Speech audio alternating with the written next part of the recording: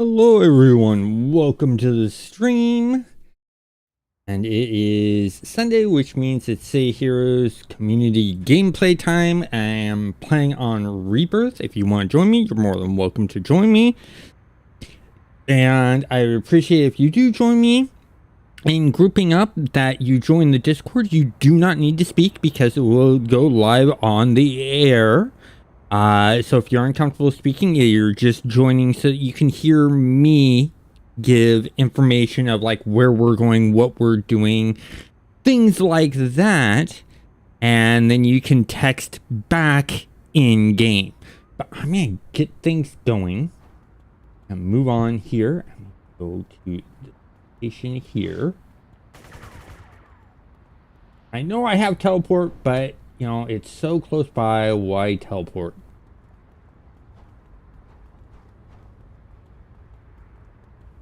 Run through this group. Didn't take a single hit. Love it. Better than running into a purple skull.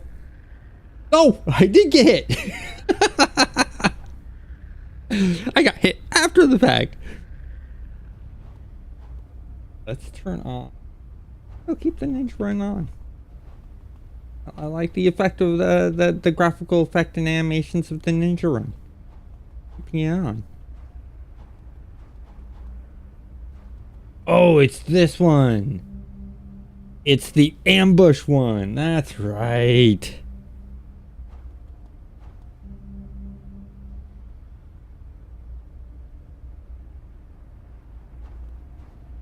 Pretty sneaky skulls. The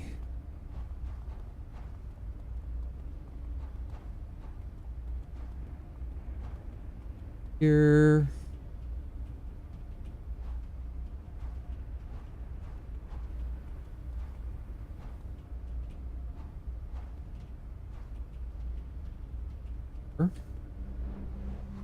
Jump down to here.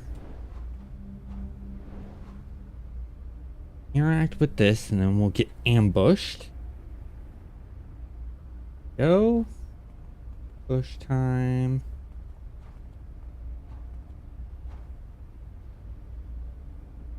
That sounds like they spawned there. Just different servers have them spawn at different areas.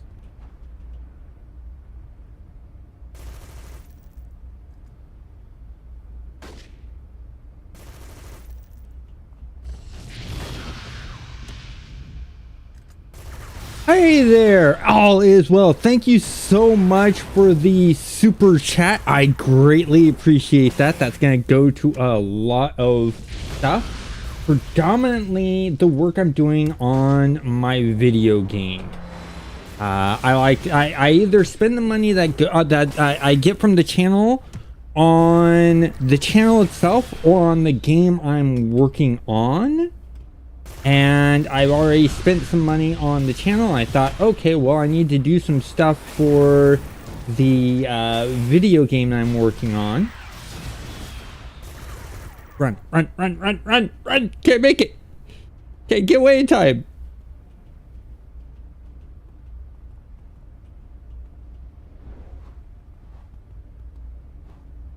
Health and rest. See how much health I can get back. Keep my hand over this. Happens. Oh! I got enough health back. I think I can survive this one. But if there's more, I might be in trouble.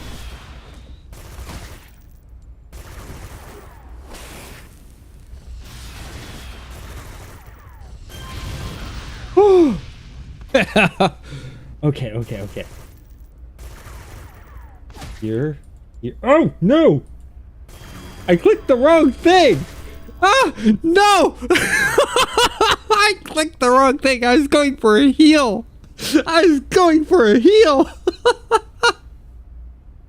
Okay.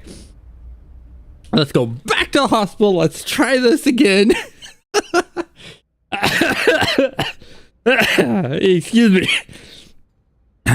Laughing so hard caused me to cough. But as I was saying, with like memberships, super thanks, super chats, stuff like that I get, and tips, which, well, no one's ever used the tip thing. That all goes towards something business wise in the channel. So I put some money in on the channel. I'm not a good character artist. That's not me. So I hired someone to create my envision and a little bit of their envision of what the controlled chaos character would look like. So that character that you see on the banners and on the channel, and on the t-shirts that I've designed in the merch store, that was, I hired someone to do that. I went to Fiverr, hired an artist to do that. And then the other money I've spent on is some little like software upgrades and stuff like that. And I've also now money is going towards things that I'm not good at doing. For the video game I'm working on. Like, I want to have things voice acted out for, especially like the tutorial of the game and stuff like that, because I actually have the main character, one of the characters. It's not like heavy storytelling, but it's just like a little add-on. I want to hire someone to play Marble, the sort of main character of the game, and I'm gonna be voicing the game developer because, well, you know, it's the main character talking to the developer. You know what I forgot to do? I forgot to turn this on. Good thing I caught it in time.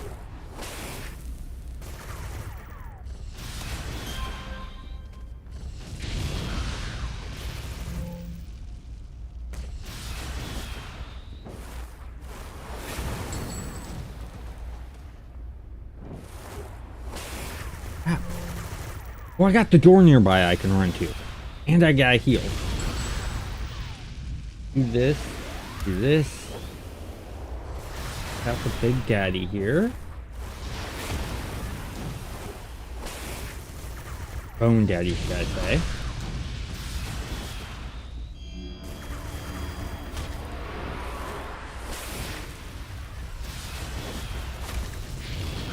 Okay, let's run. I couldn't make it in time. I got stuck up on the corner of this. Well, hey, we cleared some out. I normally don't play Guardians, and so it's getting used to having that mix of melee and ranged attacks, and then being sort of like scrapper defensive.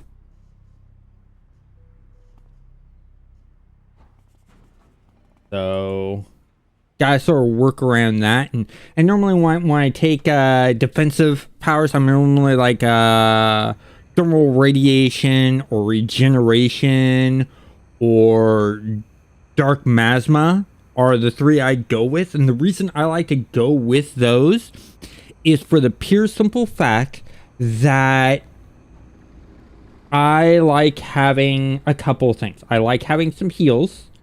I like having reses, and it varies on the design of the character on which one I choose. So sometimes I go regeneration if there's no like visual need for anything. Other times I'll go thermal or I'll go regeneration, and then sometimes I'll go thermal radiation when I have like sort of like a flame feel to the character.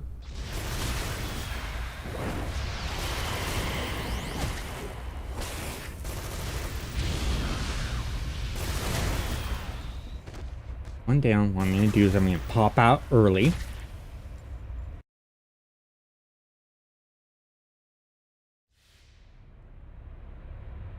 Yes, there is an inspiration vendor in the hospital. I just forgot to go to the inspiration vendor. You know, and if you want the excuse of why I didn't go to the inspiration vendor and why I forgot, just look at the name. It answers everything. If you expect things to go normal and smooth and me to be a top line game player, like, you know, esports level game player, you're on the wrong channel. I screw up so many times. But here's the thing, with every time you screw up and you make a mistake, you can learn from those mistakes and you can go, what did I do wrong? What happened wrong here? And with live streaming those mistakes, you may not notice the mistake, but then someone watching can do something like, oh, hey, isn't there a inspiration vendor at the hospital? Just to sort of remind your dumb butt, or ass, should I say, that, oh yeah, there's that over there that I could have used that I just completely ignored. I mean, half the time, you'll see in a lot of live streams that in the later levels, I'm never touching my inspirations. I totally forget about my inspirations. It takes someone reminding me, use your inspirations. That's what they're there for.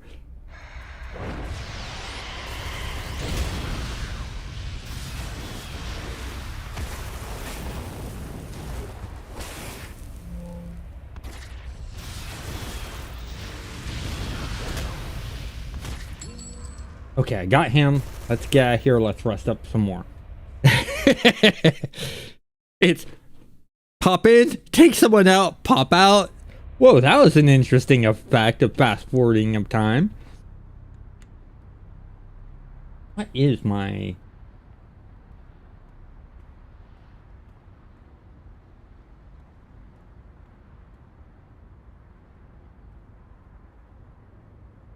There's that. So...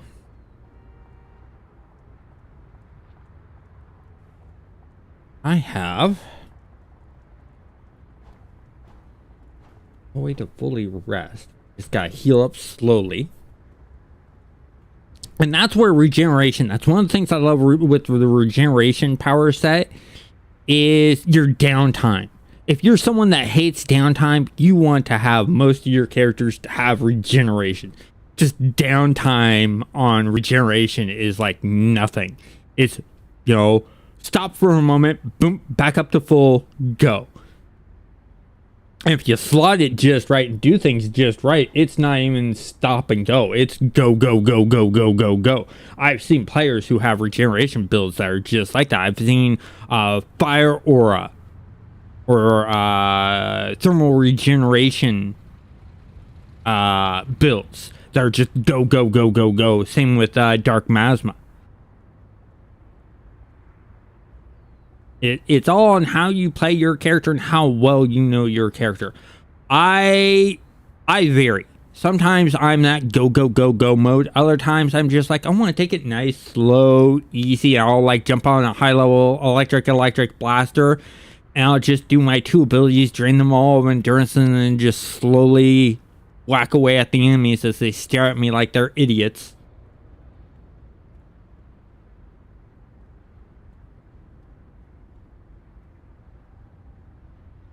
Hey there, Tyler. How's it going?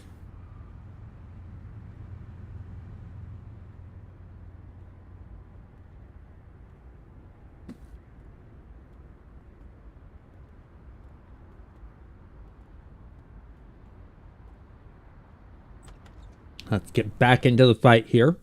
They're probably going to be back at the doorway. Yep, they are. So let's take out this Death Head Gunner first.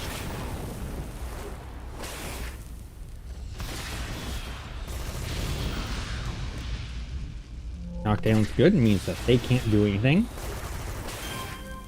Got him. That's good.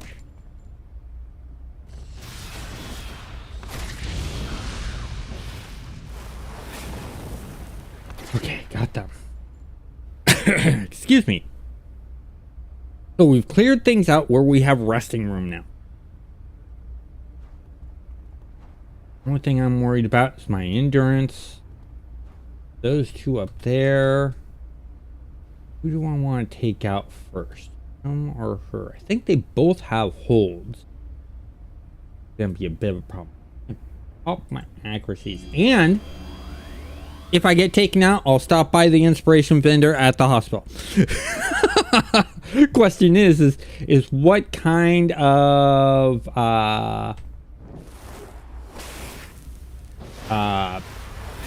inspirations should I get?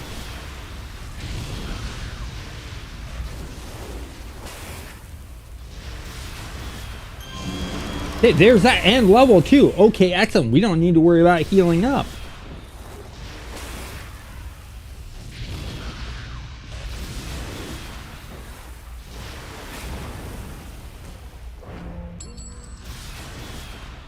And then they all run away, so there's no reason to go through and clean out.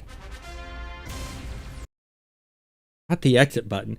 That's the other thing that I like that City of Heroes did, is you don't have to go, because you clear everything out, you don't have to go back through the area you just went through of the mission. You can just hit the exit button. I think that was a smart move.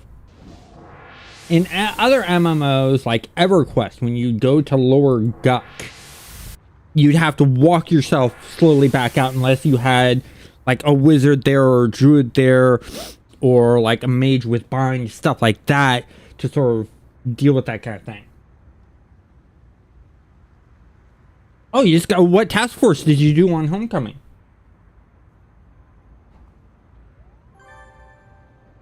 And what do you think of the new update? What do you think of issue 28, page 23? Or page 3, not 23. Oh, jeez.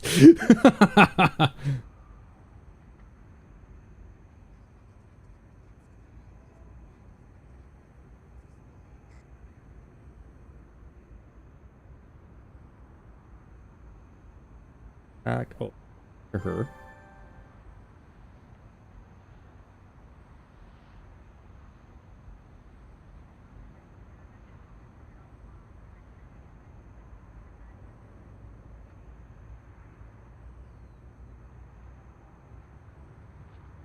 Oh, the fault line game one. Okay, yeah, that's a good one. Okay, let's see. Got that Atlas Park Hollows. I think we'll get for 7 now. I think we'll do this mission to get 8, and then we'll go to Atlas Park, do the thing in Atlas Park, swing around to the Hollows, clear that one out, and then come back to King's Row. I mean, when you guys level, which area do you guys prefer leveling in?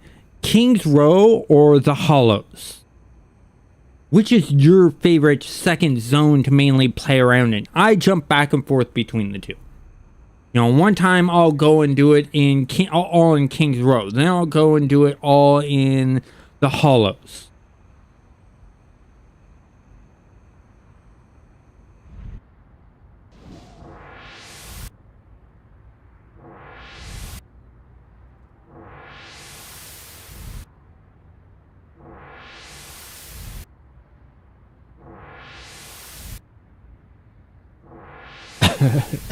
Excuse me. There he is.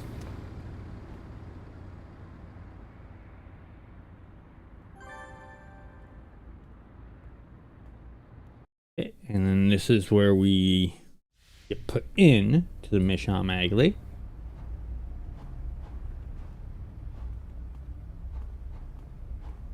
Okay. The storyline, because it's a main storyline mission, so we should have memorized all of the locations and stuff like that.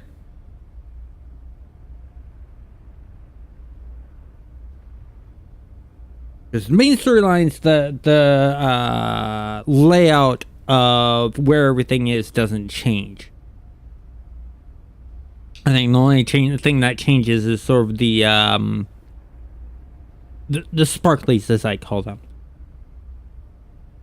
some mission objectives. So like change from being like wall mounted forkboard things to computer desk or a box.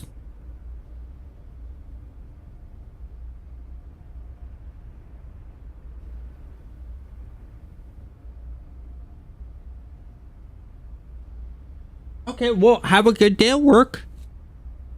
And hopefully things don't, you don't have much problems at work.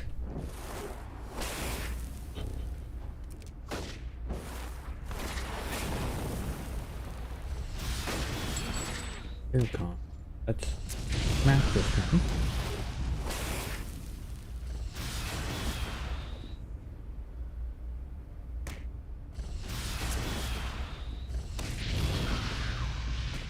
Yes.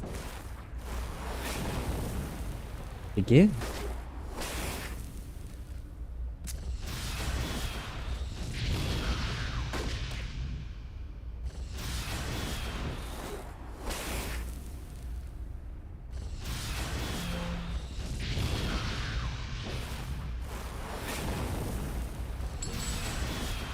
There we go.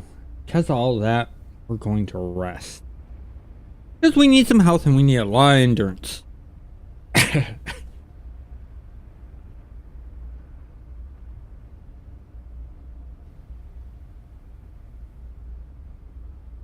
That all done?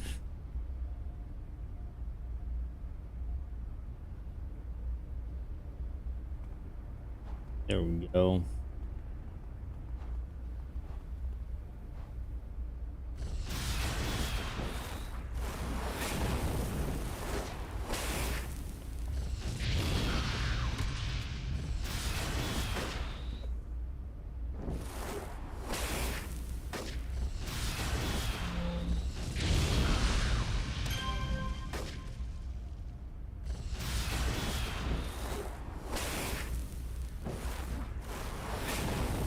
One animation still driving me nuts. How it dead stops. Drives me nuts. This one right here, a dead stop at the very end of the forward movement of the whip attack. It just...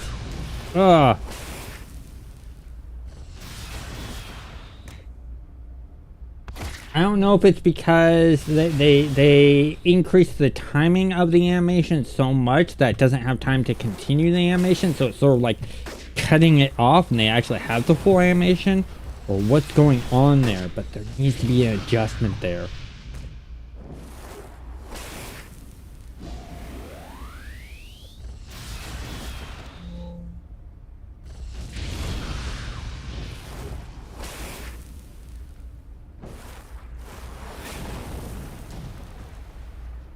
Oh, nice.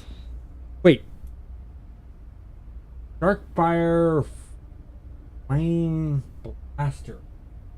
Okay, so it's Dark Blast, Fire Melee, and then Fire Epic?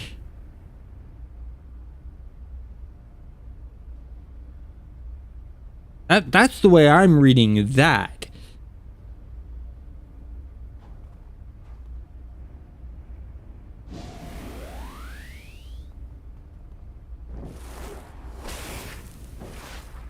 Okay, yes. Okay, good. I wanted to make sure I was understanding it correctly.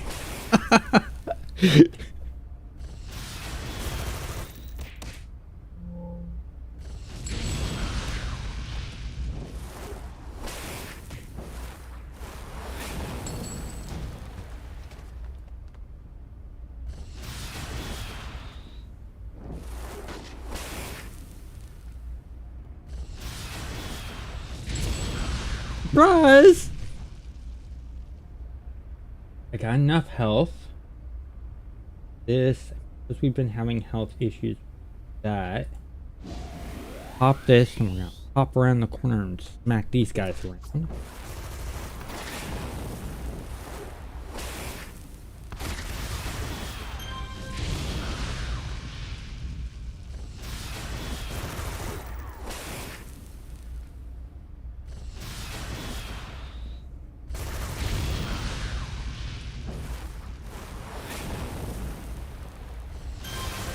There we go. So for the Egyptian build one, that's the dark fire. What was the whole entire thought process behind that you had for building the character? I'm curious.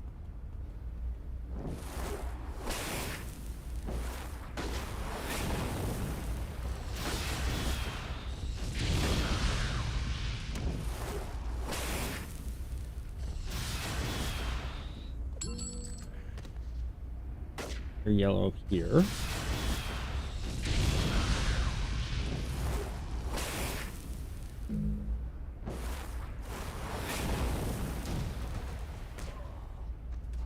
Got that by need endurance.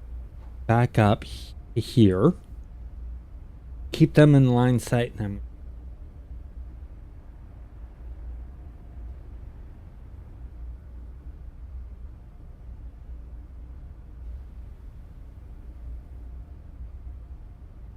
that's a smart move. Yes, I 100% agree with that, Tyler. Switch that third one out, your epic, to soul. It would be so much fitting for the character. For the concept of what you're doing with that character, you are 100% right. Switching out that epic and respecting that flame to soul would be perfect. And that's why I like City of Heroes, is you can get inspiration from so many things to build out whatever kind of character you want. And the fact that no matter what kind of genre of video game player you like, whether it be sci-fi, fantasy, horror, mystery, superhero, whatever, you can build that type of character around it. That's why I have videos of like how to build a Highlander from the Immortals in City of Heroes. How to build Raven from Webmage in City of Heroes. Type videos is to show that off. To this day, I don't think there's a single MMO that has as much customization. I mean, Champions Online might come close. They in areas, but for me, it's just I think the reason I come back to City Heroes all the time, not Champions, is the character building capabilities, and on top of that, the world that they built.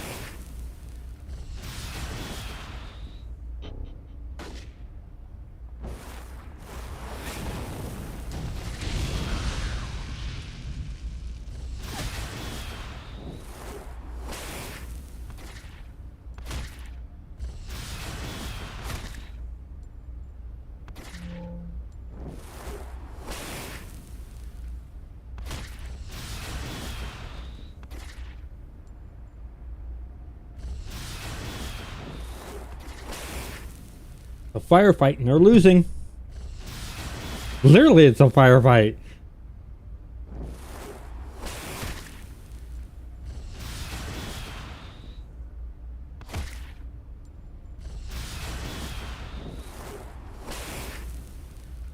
It's big time on that. Got that.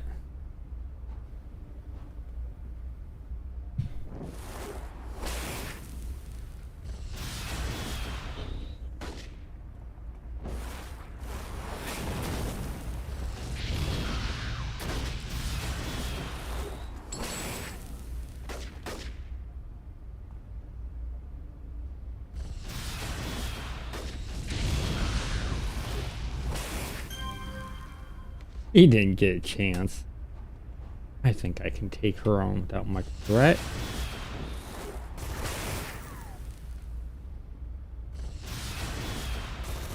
Oh yeah, I got this. Yep. Done and done. So now, what I'm gonna do is I'm gonna go over here.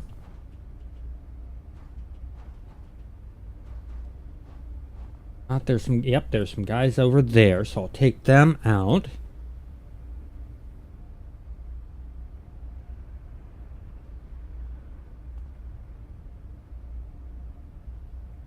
that could be interesting. So, yeah, I have a character that I created called Flash Shot. And basically, he's a photographer and a gun lover. And he decided to become a superhero using those two abilities. He uses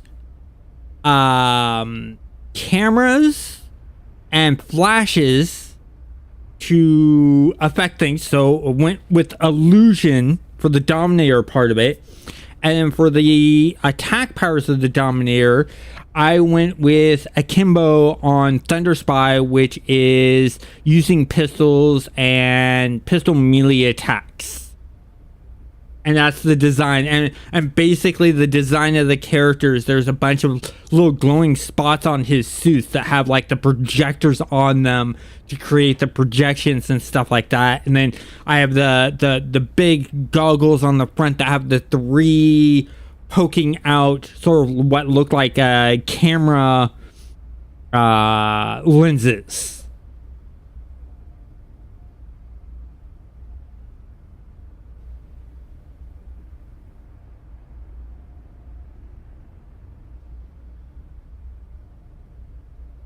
Okay, so got enough health now.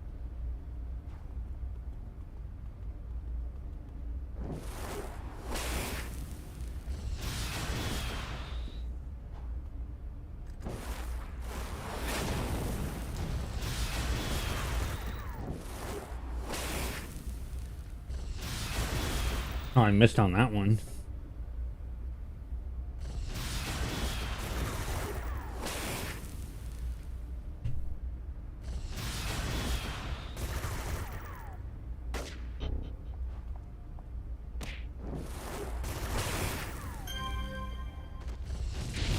That's how you hit.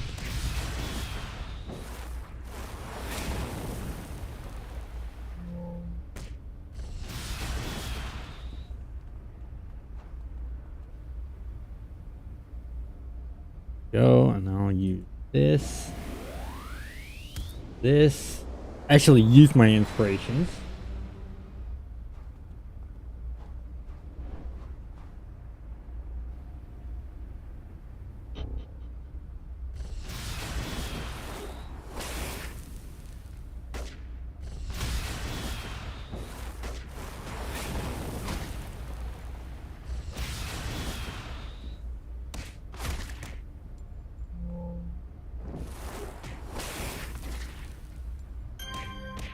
But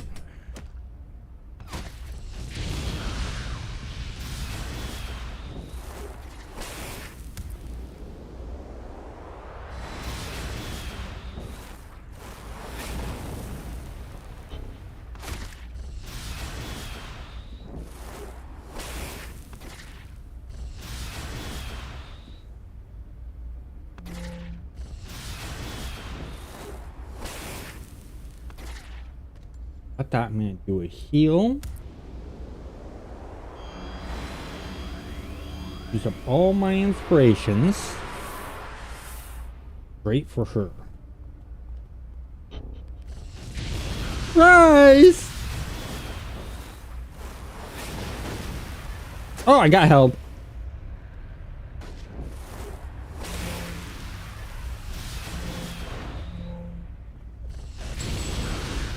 Got her. Got these two to deal with.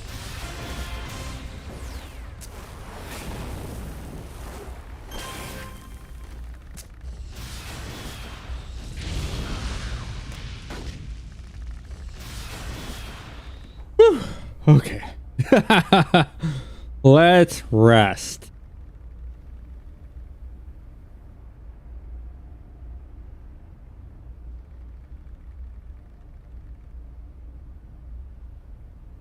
What about yeah, I want to keep the last one soul because the sound of it just fits with the character. I'm thinking, what if you did fire, earth, soul. Because what's happening is the underworld's digging up and trying to grab and pull them into the ground, so that Earth locking them in is like the Earth trying to swallow them up and pull them into the underworld.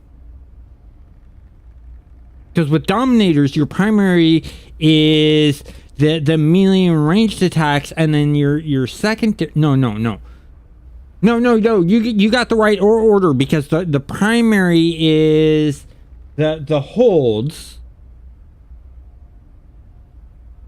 If I remember correctly, because I haven't played Dominator in a while. If I remember correctly, the primary is the holds. The secondary is the attacks, or is it the other way around, where the primary is the attacks, secondaries are the hold? Whatever the holds are should be the Earth version, and then the attacks should be fire, and then your epics should be soul.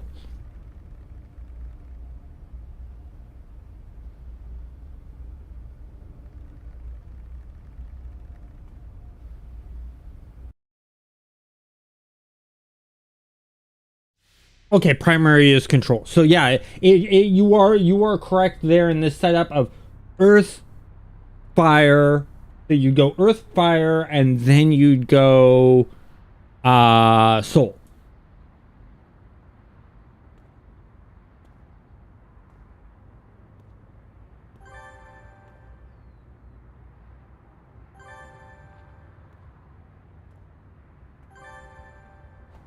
Okay, I gotta go this way.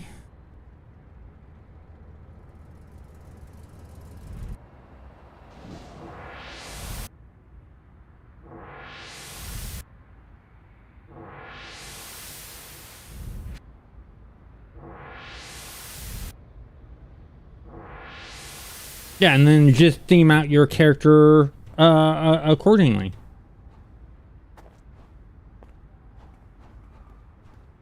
Because you mainly want to give them the Egyptian theme, but you can also throw in other little touches.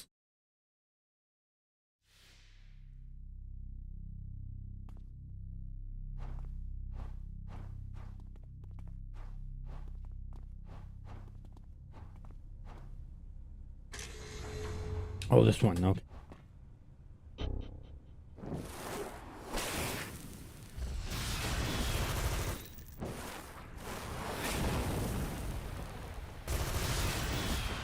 I mean, do you want to give him somewhat of a skeleton look? Do you want to mix in some mummy? Do you want to mix in some zombie? You don't have to go pure mummy. You don't have to go pure skeleton.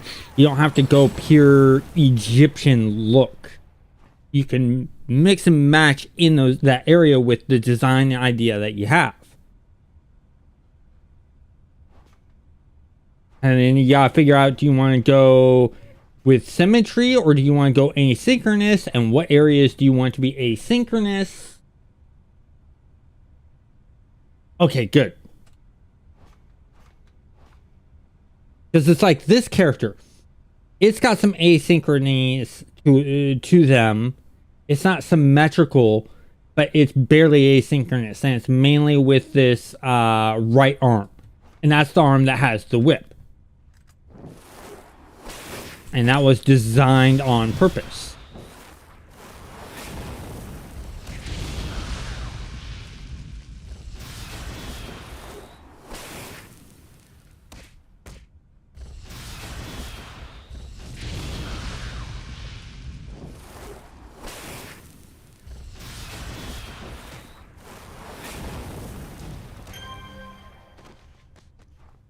Okay, that one's down.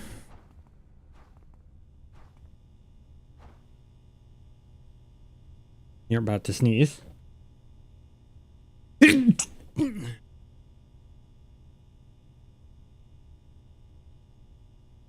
Yeah.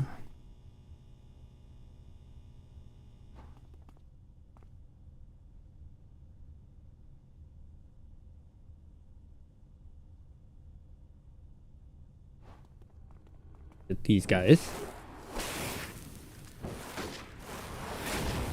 Got both of them, good.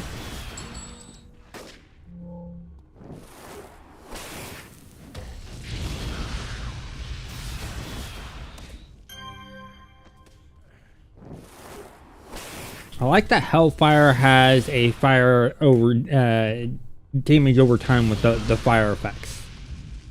The reason why I made it red. I know that the default's green on this, which, you know, can make sense. You want to give it a different feel than regular fire.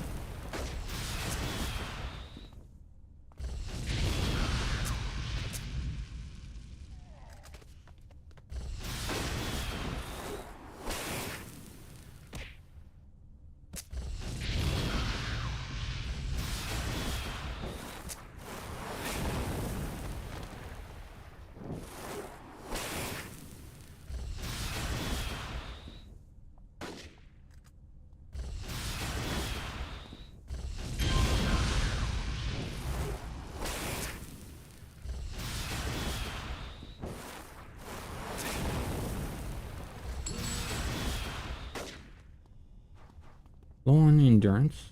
I think we got all of those that were attacking us, so we can go rest mode. Or rest up.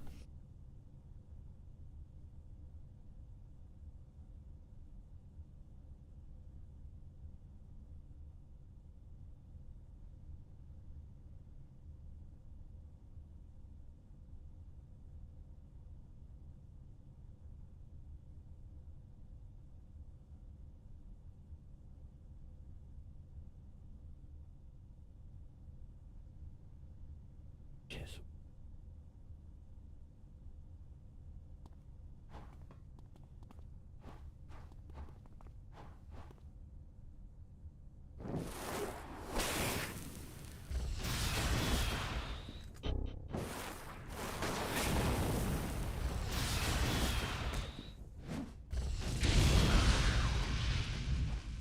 Missed.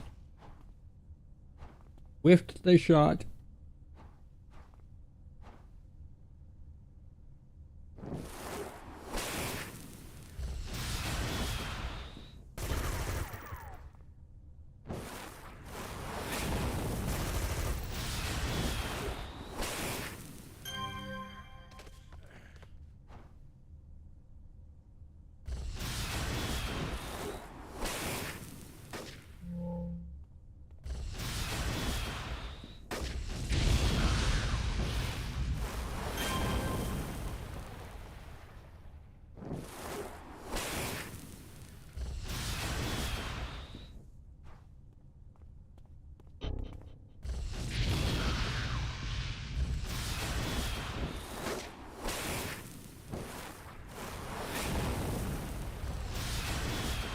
This guy taken out. Rest. There we go. Okay.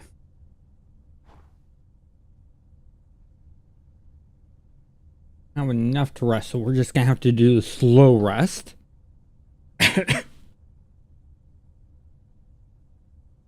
Also, when you create your guys' characters, do you guys do a lot of layering of different parts? Sort of like how I have these pants with this see-through, and then there's tights underneath.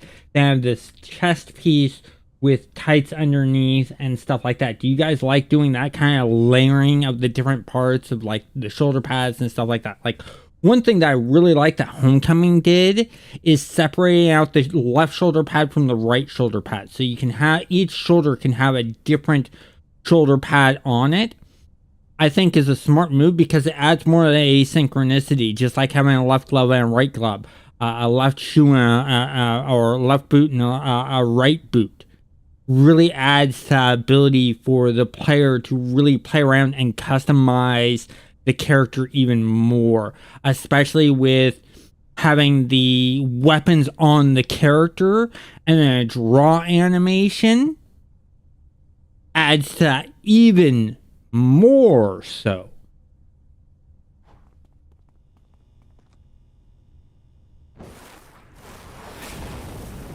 Excellent. Knock that one down.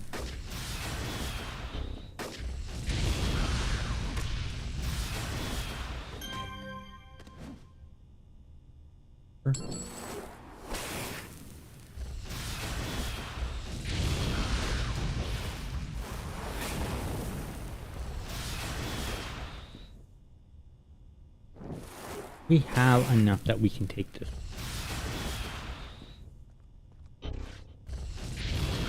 Missed.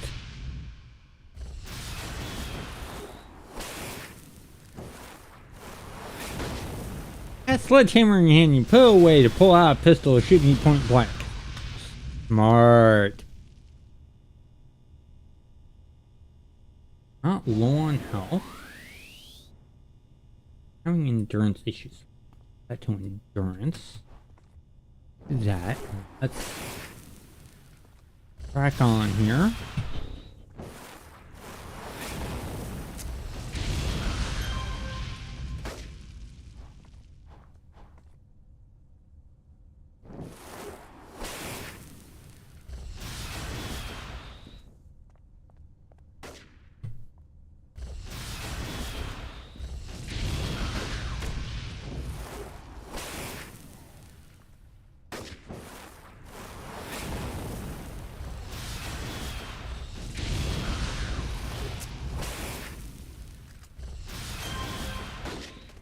Got that one. Still very full, so I'm just gonna throw on these two inspirations.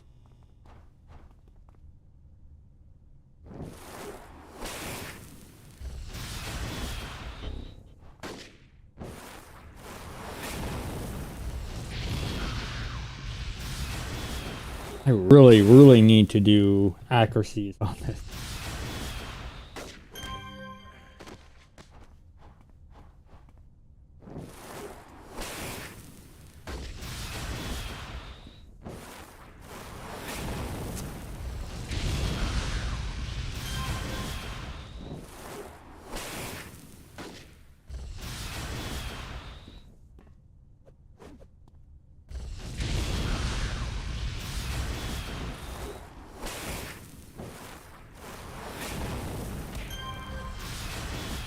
There we go. Got them on. Now, around these corners are more skulls. Don't have the endurance. I'm gonna use... Well, endurance is gaining up pretty quick. Oh, I'm just gonna let the character rest, sit here and chat with you guys for a bit. Maybe.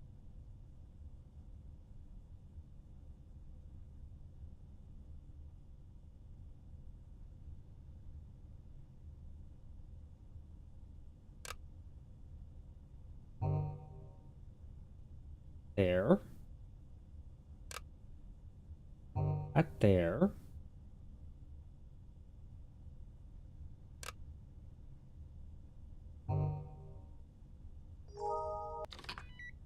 That.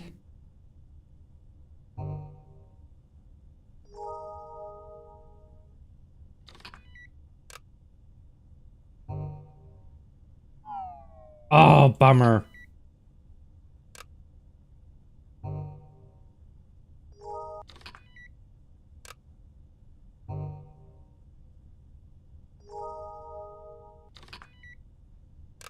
This.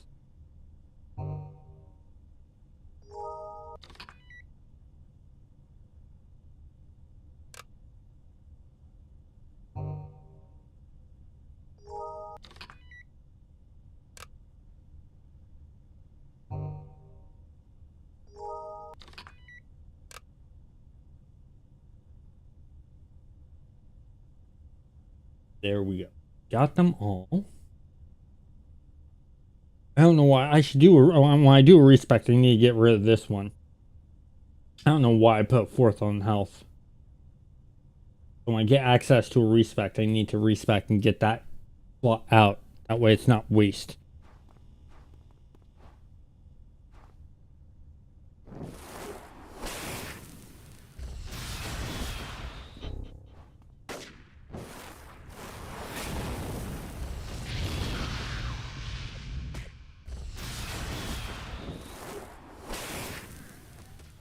Oh, down.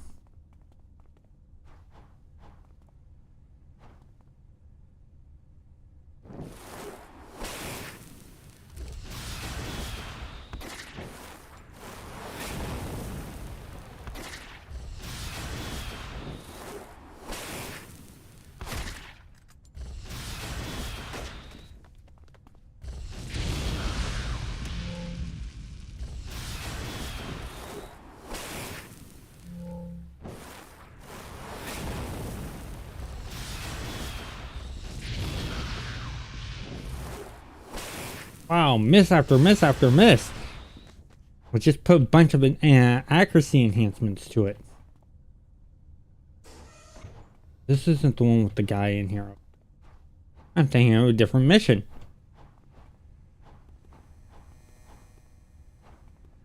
Oh, that's right. This is the guy with the big hammer. Yep. Okay, so as he runs here, I'm going to put on all those defense buff inspirations. I'm going to throw on the damage, the accuracies, and stuff like that, and get that going. But he monologues for quite some time. I wish wasn't a cutscene, because if it was a cutscene with how long he monologues, I'd go up there and just like smack him in the face.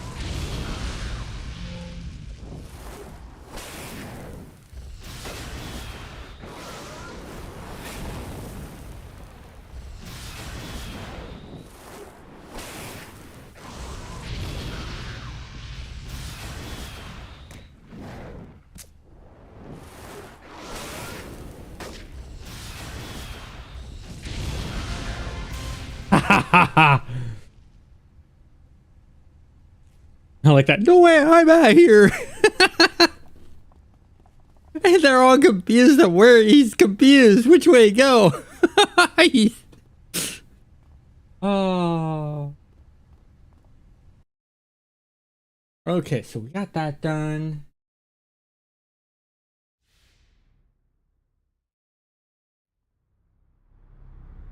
Go.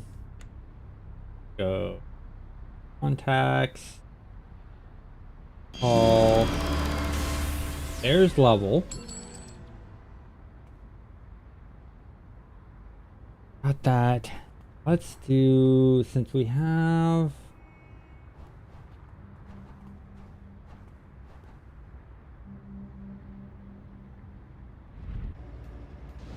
teleport over to him and get that, and then we'll go level up.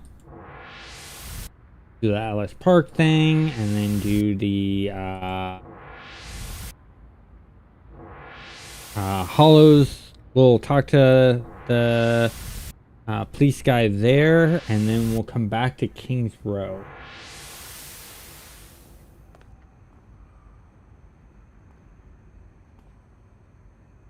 Okay, got the mission from him. Now from here.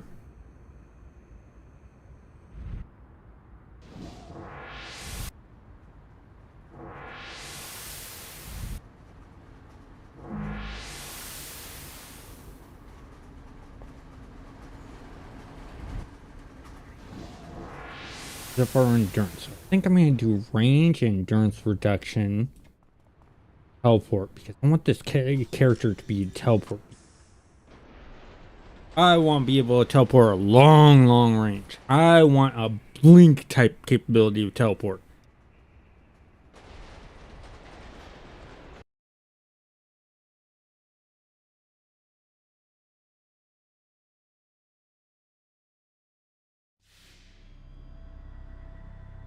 Okay. While I'm waiting for my endurance to get back, because I used it all up on teleport, I'm going to go AFK for just a moment. Need to take a bit of a break. I'll be back in a couple of minutes.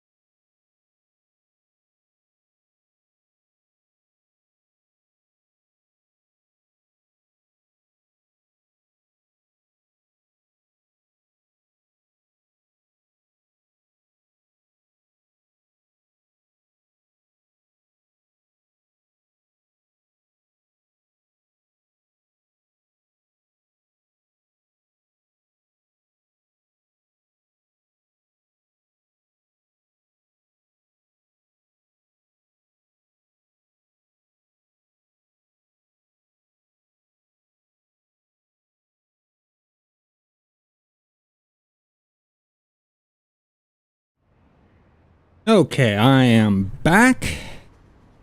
Just the mic here. Get this AFK go away so I don't get logged out. Let's go to Miss Liberty.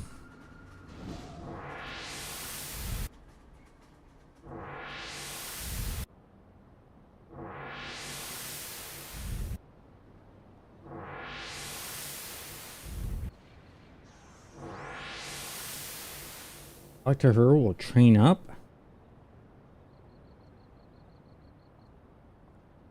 Having endurance issue.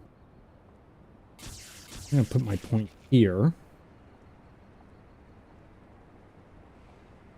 The next level. Back or... Oh, that's right, it took time.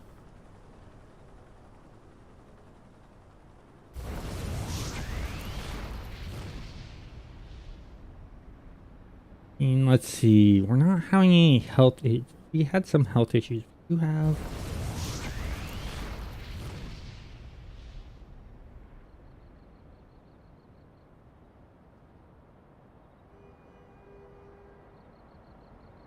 Toxic, psychic, yeah.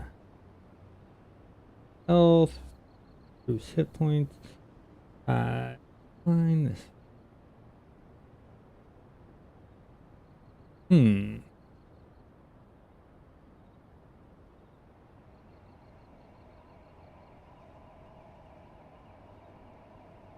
Holds I'm not worried about. What one should I do?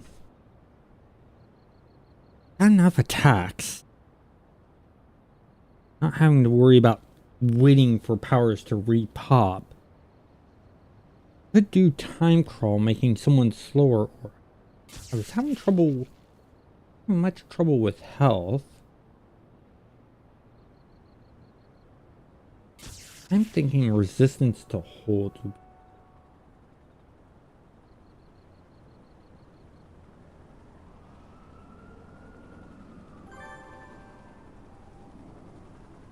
Got that. Okay.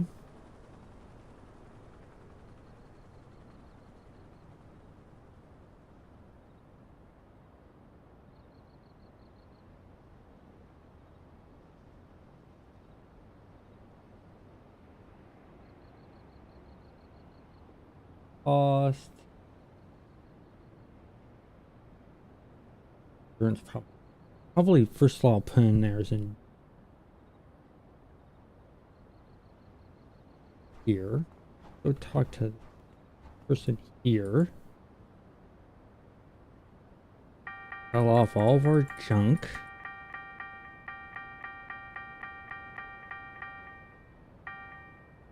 Sell that all off and here, grab 3 endurances. Let's put those 3 endurances into that one. Oh, you know what else I can do? I can do endurance modifiers. Get a bunch of endurance modifiers.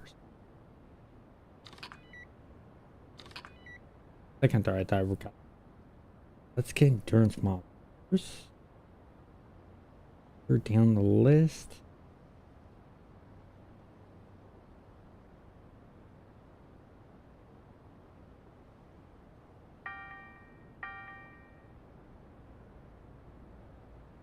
Let's make it 3.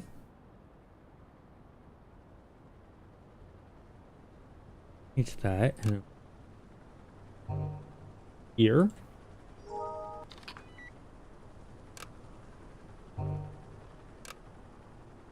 Here. That. One more thing we're going to do.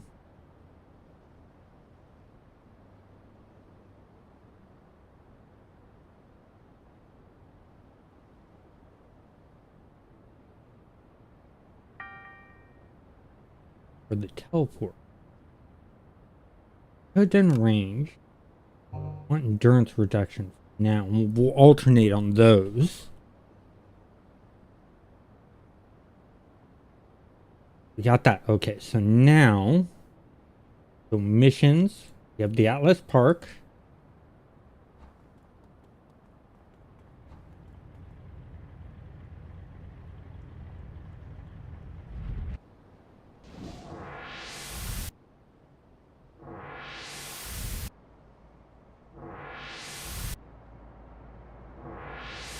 Actually seeing some players on Rebirth, which is good.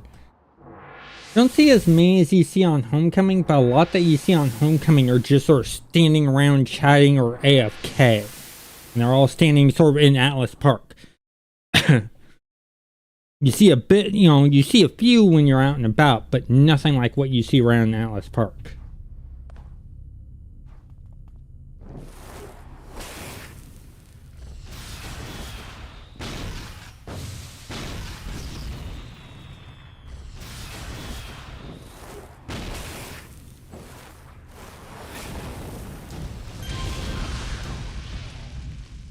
Wrong person to get run up on.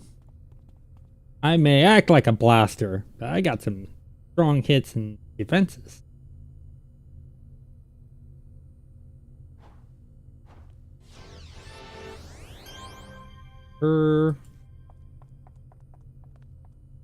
Let's go.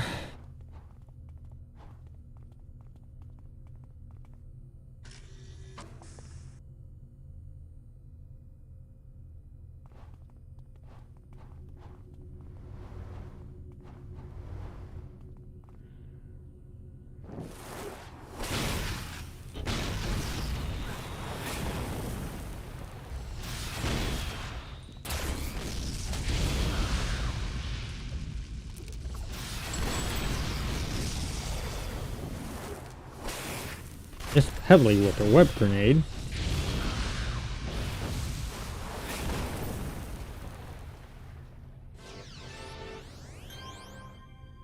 And got that done.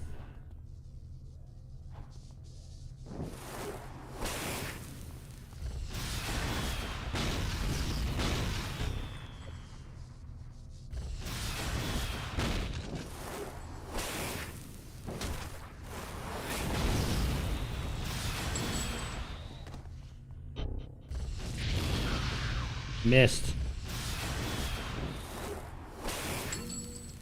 He ain't going nowhere.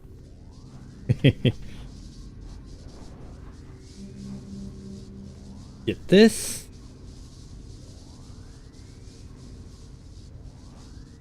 Having a bit better time with endurance management. You know what? You know why the hold wasn't taking effect? You know, it helps if you turn the power on. If you turn the toggle on when you have a toggle. Toggle is not going to work if you don't have it toggled on.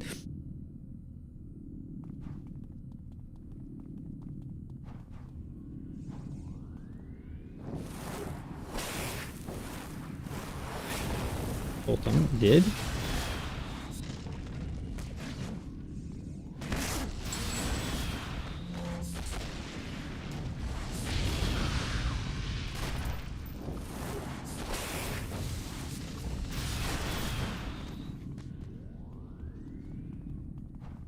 Run up here. Oop. Run up here, not run into the railing.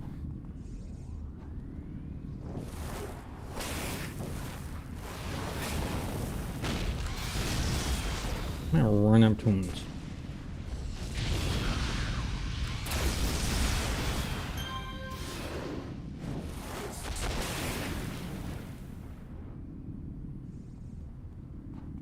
Talk to him.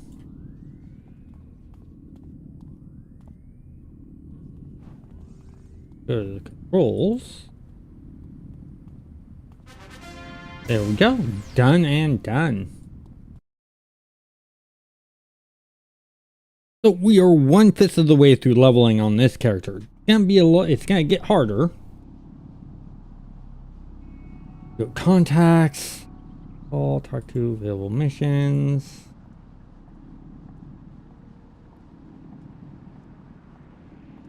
This is the one where we jump around. We're gonna have to do some teleporting around. I think what I'm gonna do first is I'm gonna do the hollows. Let's find the hollows. There's the hollows. We're really close to the hollows, so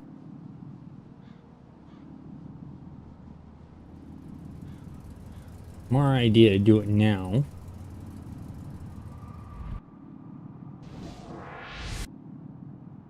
Hollows one done.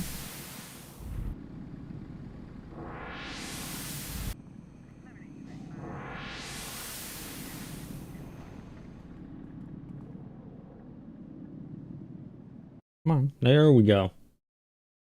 Let's start booting up the zone.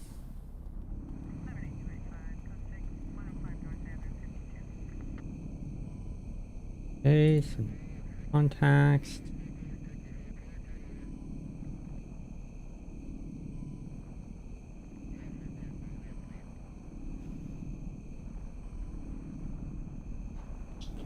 Turn to con him.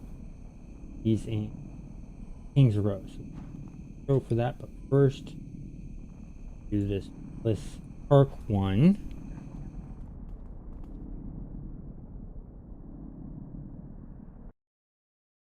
Not gonna have to worry about health much. I know I'm gonna socket in the endurance reduction I put in there, but I'm also gonna socket in some health into the ability. The new ability, because it looks like we heal from that, which is cool.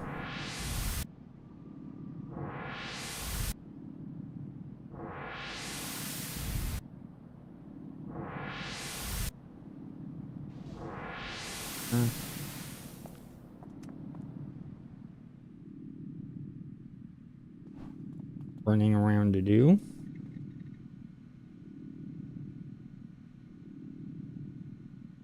That one.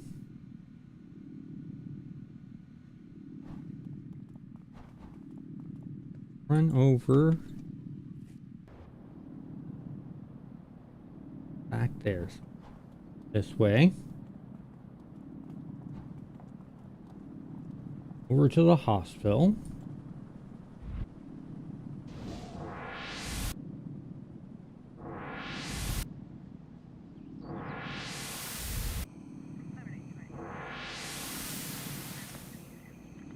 Here's a question for you guys. Travel powers. In what order do you guys like the travel powers? For instance, me. I primarily like flight, then teleport, then super jump, then super speed. What's your order of favorite travel powers in City of Heroes?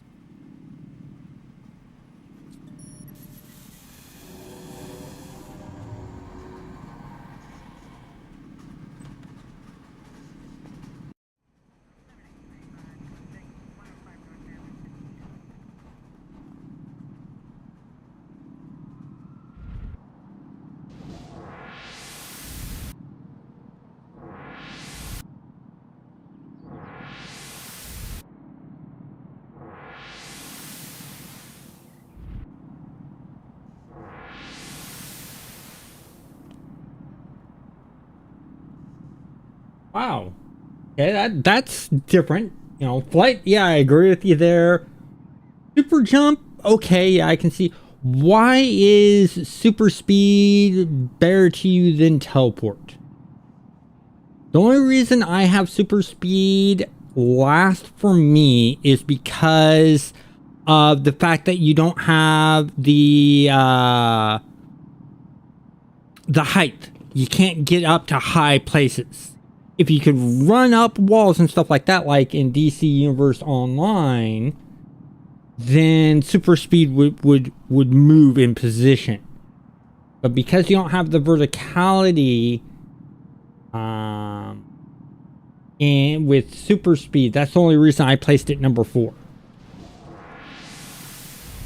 So I want to know your reason why you have super speed number 3. What made that decision for you?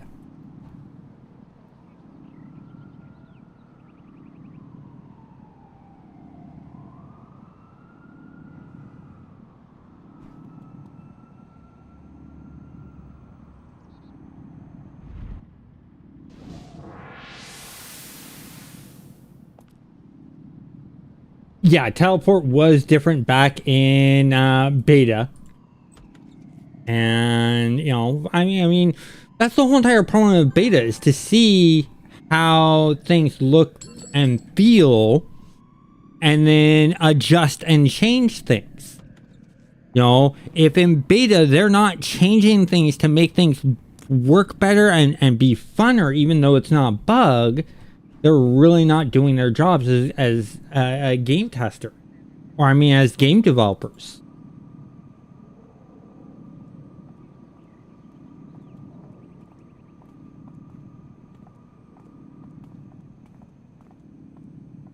That one, no matter what, we're gonna have to board the train.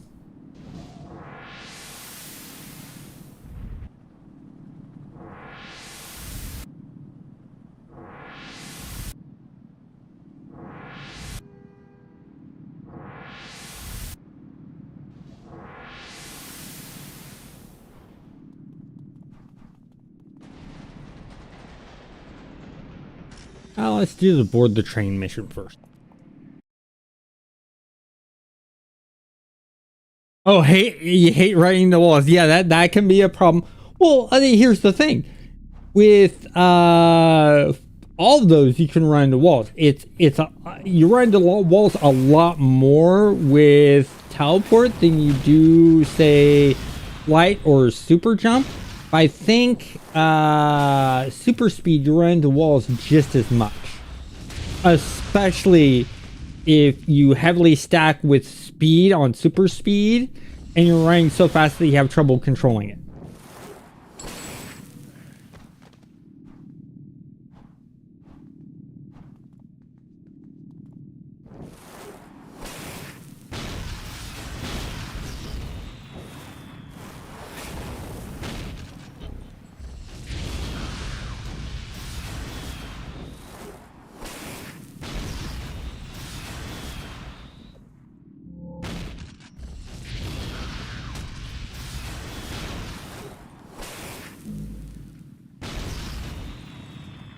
They'll have an endurance. Hey, we got a bunch of endurances we can pop here. Oh, caves. Oh, yeah. Teleport in those. In the City of Villains version of caves, it's fine.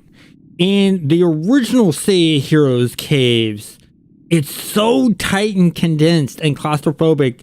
Teleport is almost useless, and then having super speed in those caves can be really, really hard too. Flight and super jump. Well, also the super jump you really can't use much of in the caves either. The only really good ones there, I would go flight and then super speed in the caves. Then I would go teleport and jump, because jump's almost useless in the caves.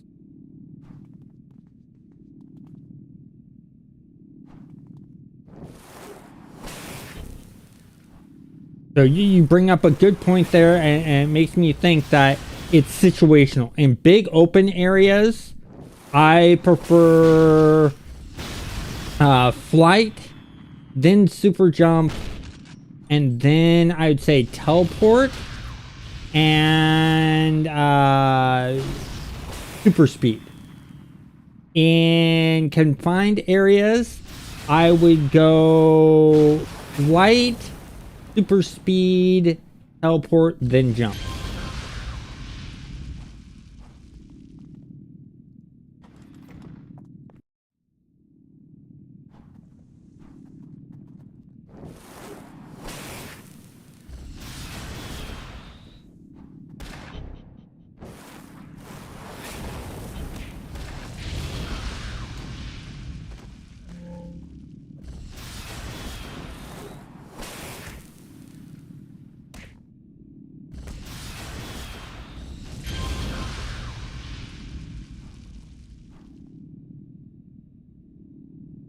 Our endurance climb up some.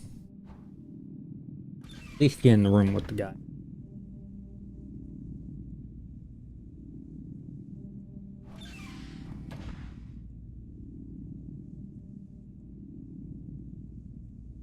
I do like how some of the City of Heroes private servers have changed the way teleport works and that they merged teleport foe with teleport ally into one ability, and then gave some teleport attacks where you teleport to the target and hit them.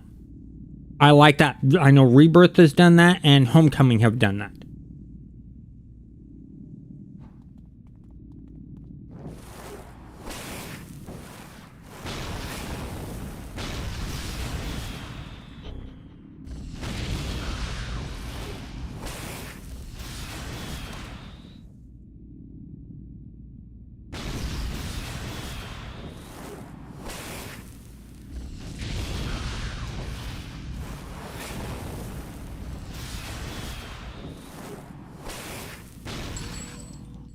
Got him. The thing we waited to get our endurance back. Midnight.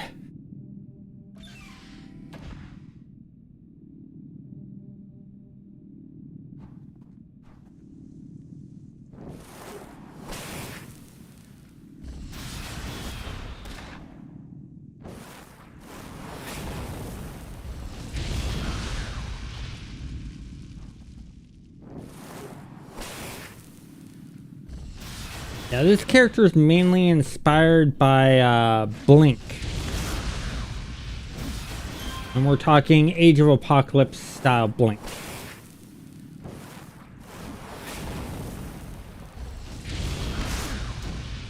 Oh, cool! Well, here's the thing. You actually don't need a gaming laptop to play City of Heroes nowadays. You can have a 10-year-old computer and will run City of Heroes no problem. I think the only time you really need a gaming computer is when you're playing something of the newer games. You're playing like, let's say, you know, something graphically intense. Like Black Desert Online is graphically intense.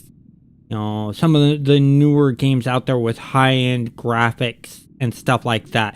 That's when you need a gaming computer. Something like City of Heroes, World of Warcraft, EverQuest, stuff like that. You can run on a 10-year-old computer and have no problem.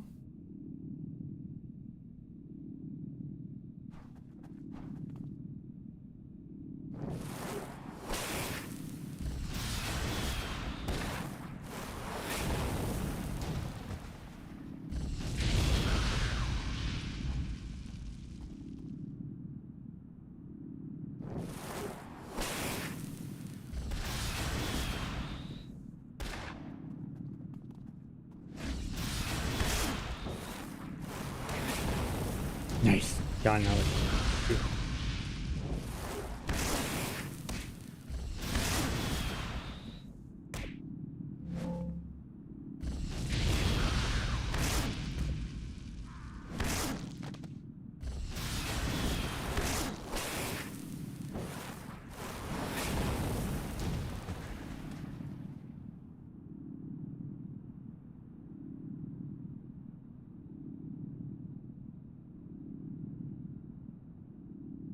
Ah, okay. So you have a business computer that's specifically designed for business. That's all it does. Then you have a MacBook, which, well, Macs, as we all know, are not gaming computers at all. There's very few games on it. So that's understandable. And an iPad, you know, it has some games and stuff like that on it, but, you know, you don't get your MMOs or anything like that. So yeah, I can see the need to get you know, what you're saying there. Then yes, I 100% agree with that.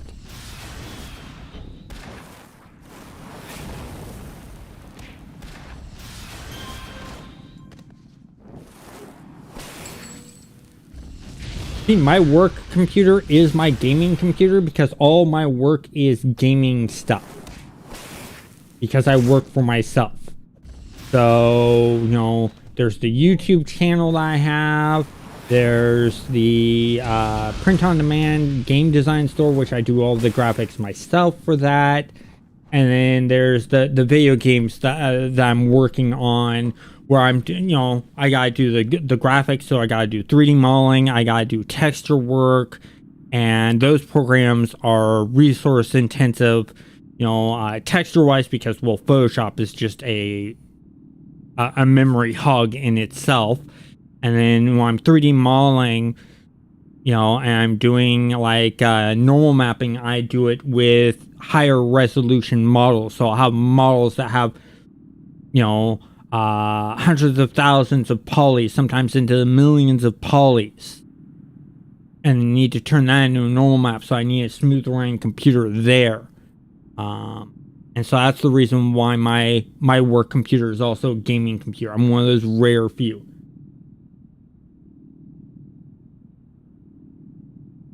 Oh, cool. Now, what style of games do you prefer? What is your favorite genre of games? What do you look for in a game that makes you interested in playing that game? A game.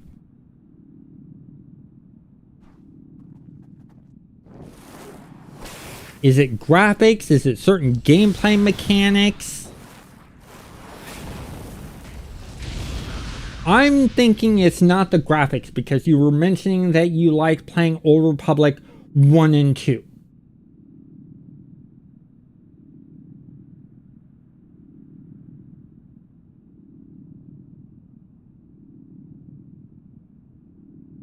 Hey, Sticky, how's it going, man?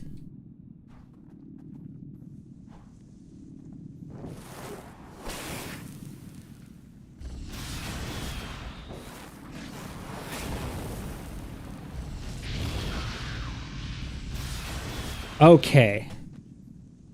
Do you like games where you can do a lot of crafting? Do you like games where you can build sort of like your own homestead and stuff like that? And do you like games where crafting matters?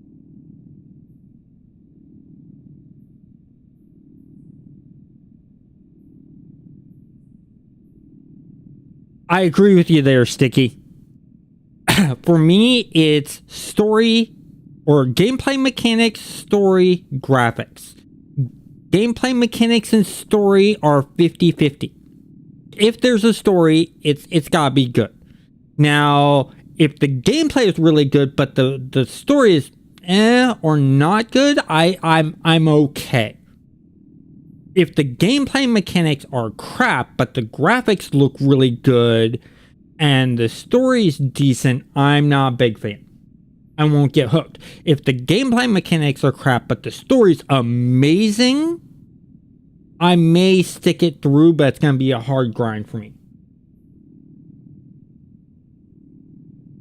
So for RPGs, for you, Prior, is the main thing. You like to have a good story. So you're not a sandbox player. You're not much of a fan of games that you're put in a world, there's a little bit of story there, a little bit of lore, but mainly you choose where you go, you choose what happens. There's no guiding story to lead you.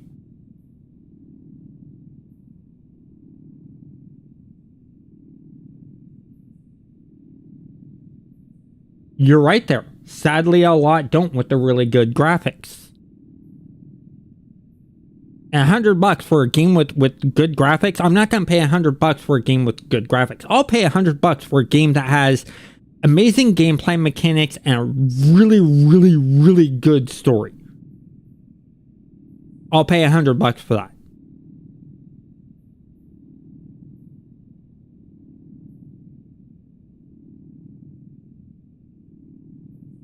Okay, excellent. Because I was gonna recommend Stars Reach to you, which is a sci-fi MMORPG being made by Raph Cosner and Dave Jordanson. Mainly Raph Cosner. It's Raph Cosner's vision. If you've ever played Star Wars Galaxies, the original Star Wars Galaxies, before they did the change to classes and stuff like that several years later, it's sort of like that idea. But since you're not much for the the sandbox thing, I don't think you'll have much fun in the game. Because it is heavy on sandbox. There is story, there is lore there, but it's not the main focus of the game.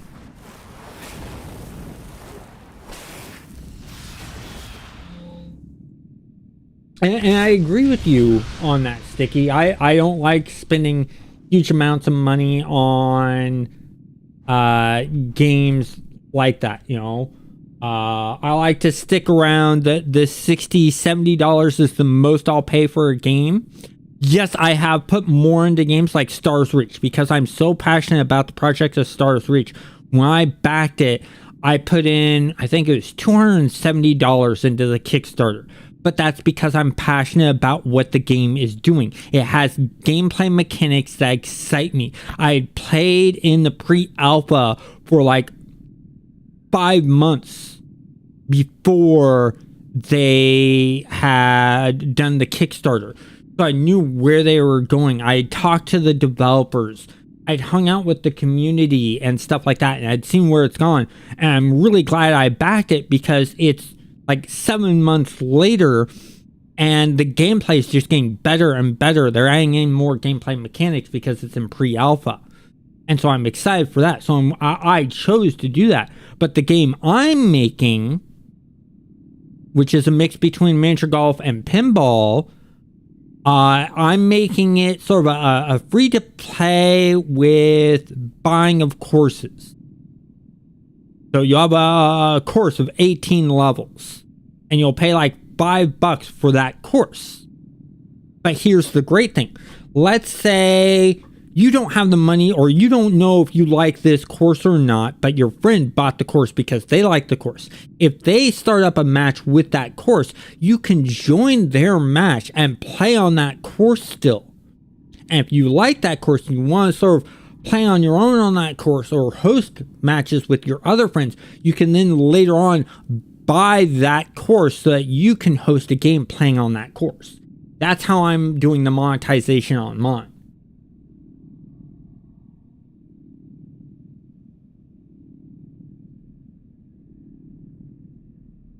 Oh yeah, all those games are really good. What do you think of the Mass Effect franchise? Because that was also done by BioWare. And I really like the story behind Mass Effect. They did a really good job with the story in Mass Effect.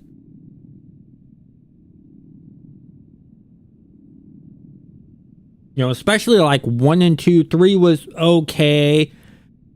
And then it sort of went downhill. But at that time, when they started going downhill, is when they got bought by EA, and EA was dictating things to them. And, you know, EA is just a place for game companies to go and die. When you sell when you sell to EA, you're pretty much, you know, your company's going to die majority of the time. Oh, yeah.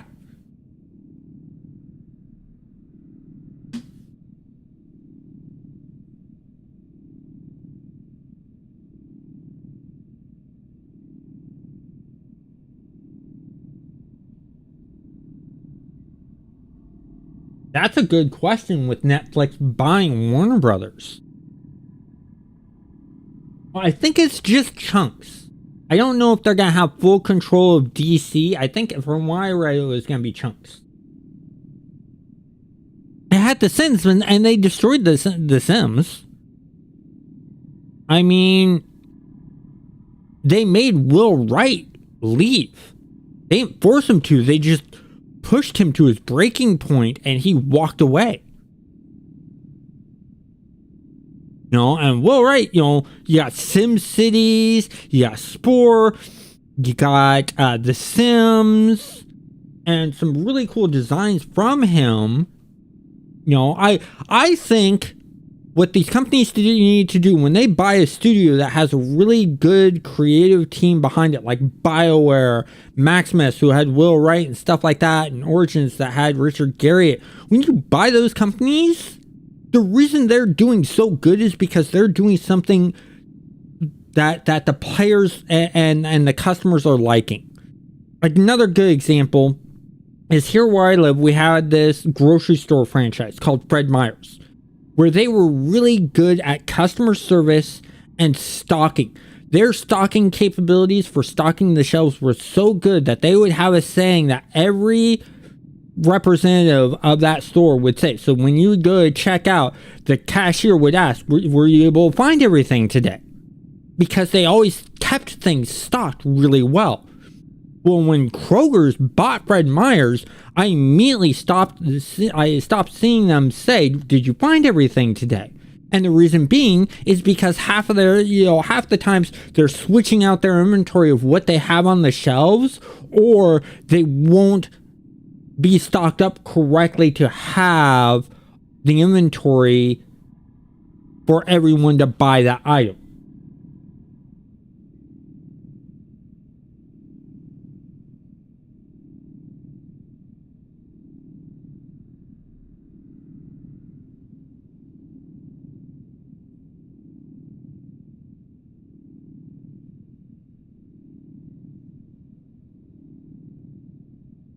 Yeah, well, Spore was a great concept, but remember, when Spore was created, they were under EA, so I'm pretty sure EA was pressuring them to release the game sooner than later, and that's the problem.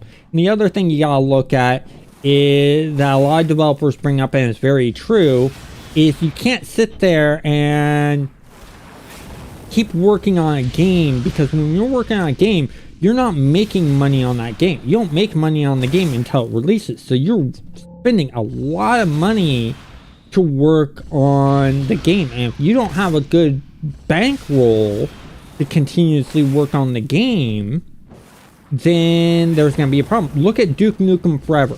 Duke Nukem Forever spent so long in development that they ended up having to sell the rights to another game development company because they couldn't finish the game, because they kept on having adding features and stuff like that, and that's the problem. So at some point in time, the game has to release to make some money, and sometimes it's the publisher saying, hey, release this game now, we're tired of spending money on it. Other times it could be the developers just run out of money and they need to release the game. Now there's certain times where you just need to cut your costs, like Ships of Heroes. Ships of Heroes, they should not have released in the state that they were in.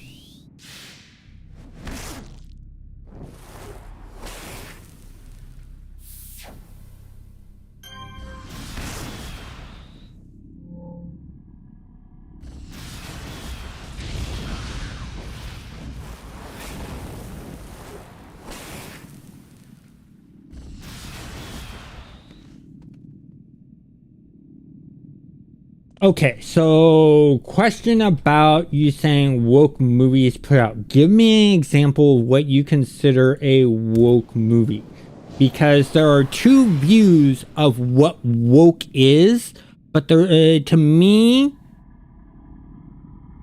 the meaning of woke means that you've opened up, you're awake, you're open to ideas. That's what woke means to me. So when someone says that they're woke, or that something's woke, it means that they're open-minded, they're willing to accept new ideas, things like that. Saying someone's woke because they accept gay people, that's not a woke thing. Saying someone is woke because they're into helping out the poor, that's being open-minded, wanting to help out others, being willing to accept others, being willing to accept things. That's, that's the term of woke for me. They, so it's sort of careful terminologies.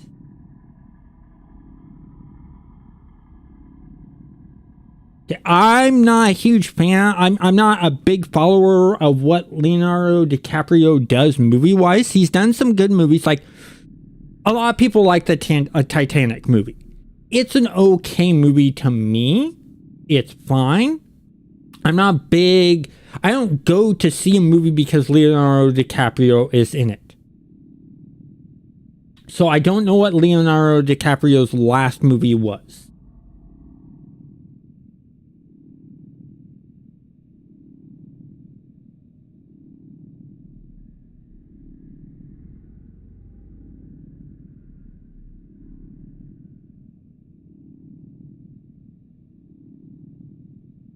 Okay, yeah, you do make a point there, especially with bringing up politics. Neither the Republicans nor the Democrats are really good, political wise. That's why me personally, I'm independent. When I vote, and this is the only time I'm going to talk about politics here. When I vote, I'm not registered Republican. I'm not registered Democrat. I vote for who I think will help out the United States and the community the most in going the right direction. I don't want to see things of pushing people down. I'm of raising people up. And so that's the direction I go.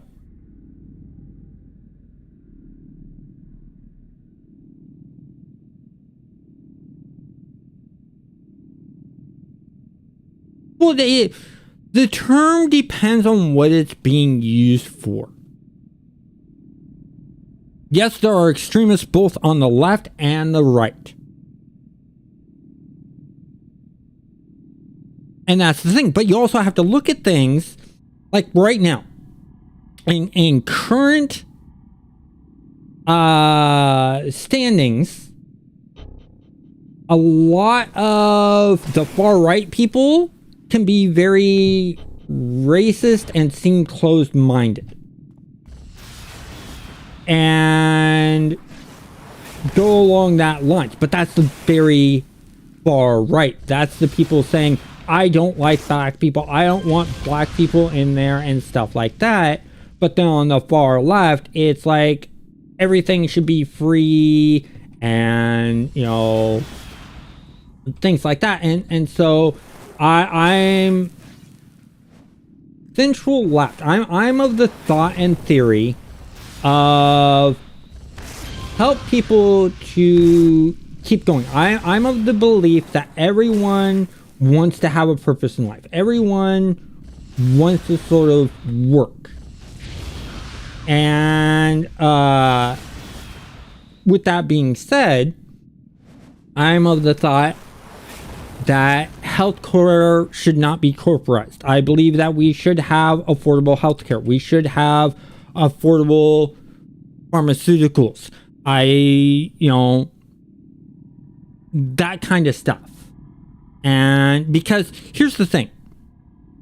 With how expensive healthcare here is in the United States, if you get really, really sick, you get a lot of debt. Medical debt. And then you may end up losing your job, and then that makes it even harder. And so you're put into this hole that you're having to scramble to try to get out of. Whereas I see other countries where they have this universal healthcare, but they still have healthcare insurance companies. But that universal healthcare there is there to help sort of ease the burden. Because if you don't have checks and balances, corporations and greedy people will take advantage every single time. Every time. And that's the reason you need to have checks and balances put in place. That's why you need to have regulations put in place. It's because there are people out there that are selfish and manipulative and only think of the money and power. They don't care about the person.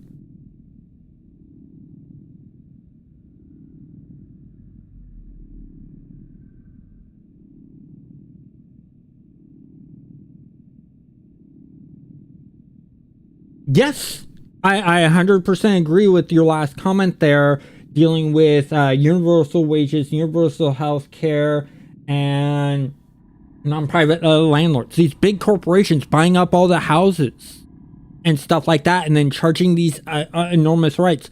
I think we need to have rent regulations put into effect. But then, that's how it affects things, because the problem is there's a lot of these big companies that, our land tax just went up. We're going to raise rent, but instead of raising it the amount that the land tax went up, let's double it. That's wrong. I think there needs to be laws put in place that, when the land tax goes up in your area and you're having to pay more land tax, that's how much you can raise rent. You should only charge the amount that it costs for you to pay for your land tax, and then some to make a percentage profit.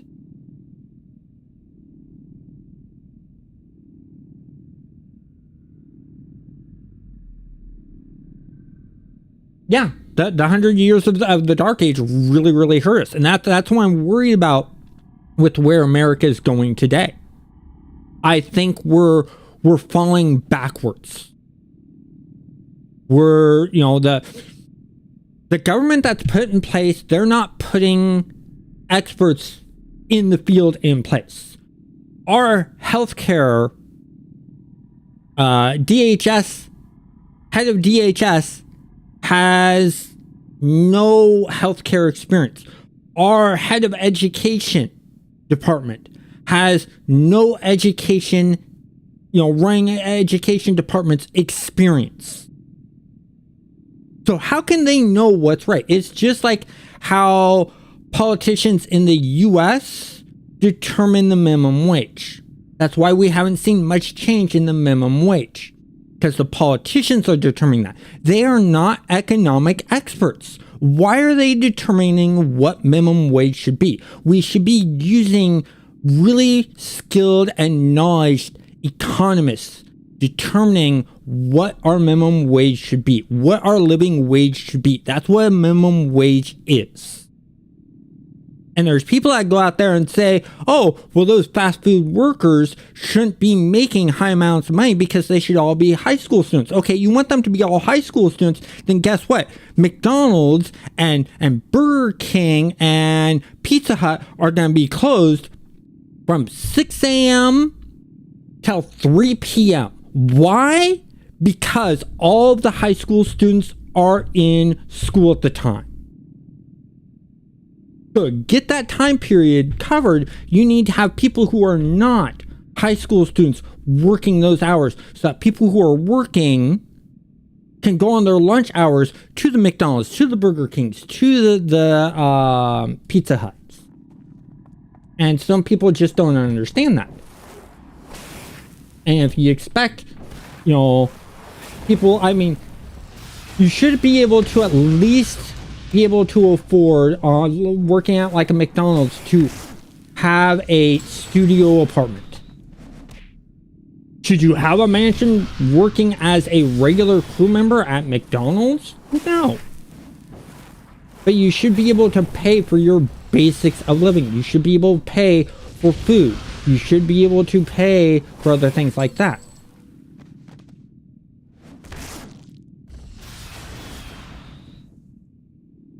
Yeah, and the thing is that companies are realizing that was a mistake. I saw a great video yesterday where they were doing an example of a software company where they just brought on AI to take over the job of managing how the program works.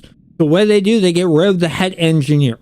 And then they find out that the AI that they got is breaking things instead of fixing things. So they had to bring back that engineer to fix what the AI broke and keep things running. But the programming engineer knew his worth and came back at twice the money. That's not a fake thing. My roommate's father was a programmer. He went to retire, and the company says, we can't afford to have you retire right now. What do you need? He got double pay. Then he goes to retire again. Like, what do you need to stay around a little bit longer? And he goes, double my pay again, and I get to work from home. And they're like, okay. He walked away with a lot of money. Why? Because he knew his worth to that company. That company needed him so bad. And that's the problem, is they shouldn't have relied on one person to run the backbone of their company software. They should have had multiple people who could do that job. So if one walks away, they're not, oh shit, we're screwed. Because then that employee holds all the power, even over the CEO and the board members. Because the CEO and board members know that if that person walks away who has all that knowledge, the only knowledge of how something works, they hold the power in the company. It's not the CEO, it's not the board members. Because without that one person, the whole entire thing's going to collapse.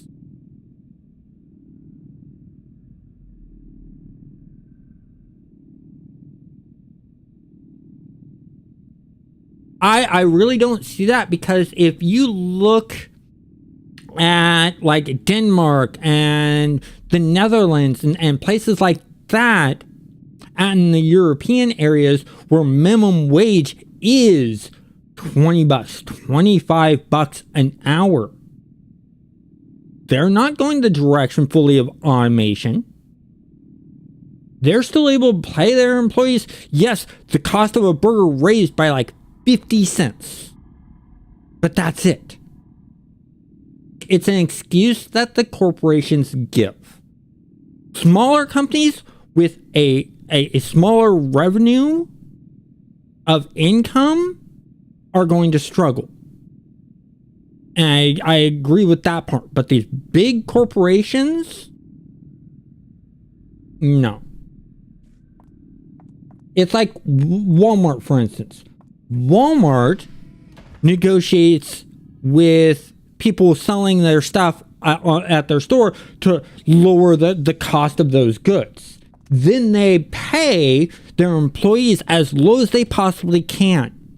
Then they ask from the US government for subsidies in lower taxes and things like that. And then on top of that, they're paying their employees so low that they have to be on food stamps themselves. So their employees are buying out Walmart because the costs are low. So Walmart's getting the money. They're sort of like double dipping, because they're getting the subsidies from the government, and then they're getting that food stamp money from the government too, because their employees are on food stamps.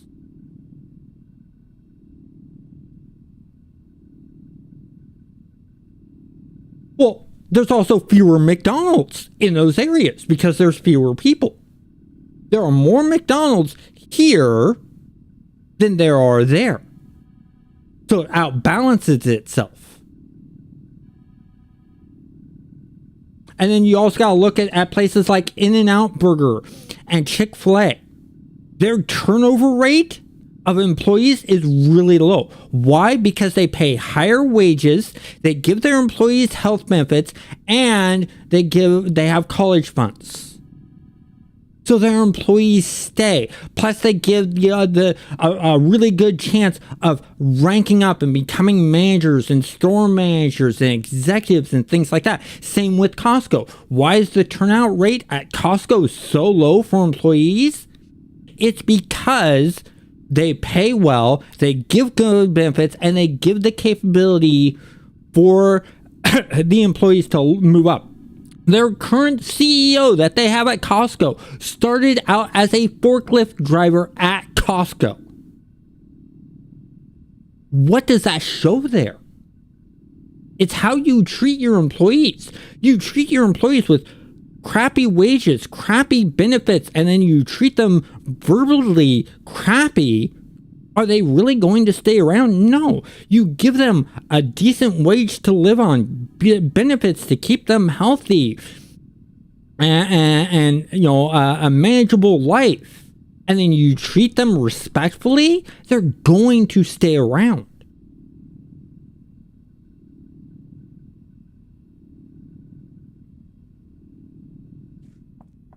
Well, so's McDonald's, Burger King, Taco Bell. No, those jobs have unions.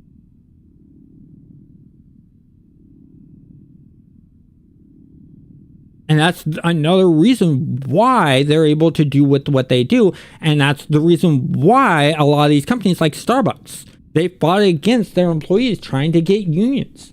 Why? Because then that meant that they would have to pay their employees a fair wage.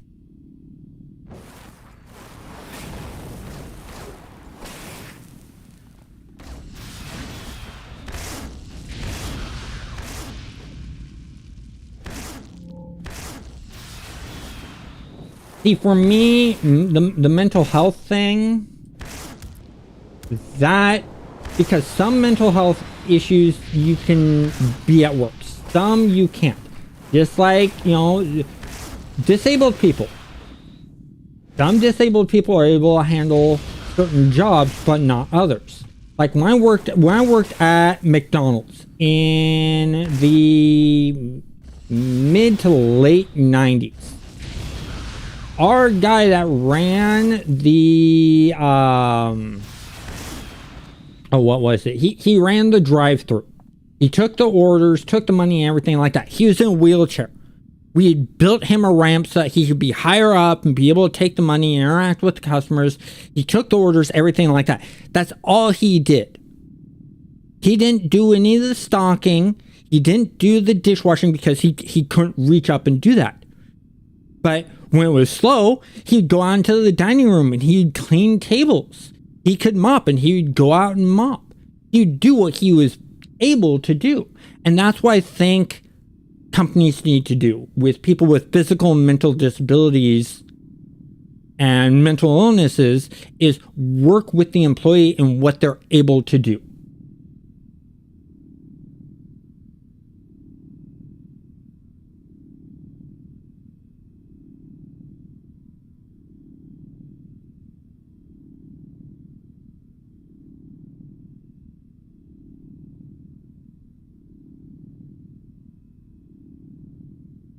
Yeah, work is not the cure for mental illness. Depending on the mental illness, depends on, you know, what it is. If it's something like depression, work's not going to help that, especially if they're not doing a job they love. The only way the job would cure something like depression is if they love doing their job, if it's what they're passionate about. If they're not, it's just going to make something like depression way worse. What a person with depression needs to do is they need to be able to do the things that they enjoy, that make them feel better. That's my belief.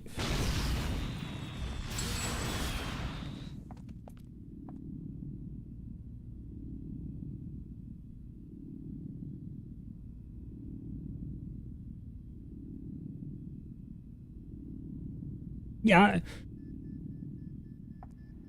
So that I'm with you there, but at times, there's times where you have to take the job that can cause anxiety because it's the only job you can get. They were able just to go out and get a job that didn't cause anxiety and cause the problems. I 100% agree there with the anxiety thing. But there are a lot of people out there that I even know some that they get anxiety and they're having to work jobs that every so often triggers their anxiety. And because they're fighting against that anxiety, they come home completely wiped out. Physically and mentally just wiped out. And that's not good. But when they're at a job where it doesn't have that, they come home with a lot more energy. And that's the problem. Is not that they're coming home with energy. The problem is they're coming home mentally and physically wiped out because of having to fight the anxiety of the job that they're having problems with.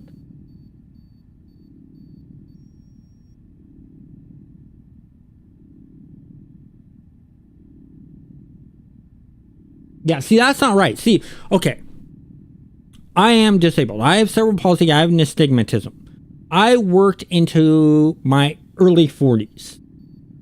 But then my back started acting up because my muscles were actually locking up on me. And so I got put on disability. It took me 6 years to get that disability. But I told the judge in court when I was applying for disability, because they saw my YouTube channel, they saw my print on demand, they saw that I'm making video games. They're like, So wait a second, you're working on these things while trying to get disability. Are you planning on staying on disability, or are you making these things to try to get off disability? And I said, I don't want to be on disability. No company will hire me with the physical problems I have. I'd love to work. So instead of saying I'm not going to work because no place will hire me, why don't I go and create my own job? Why don't I create my own business and get that going? Is it making me a living wage right now? No.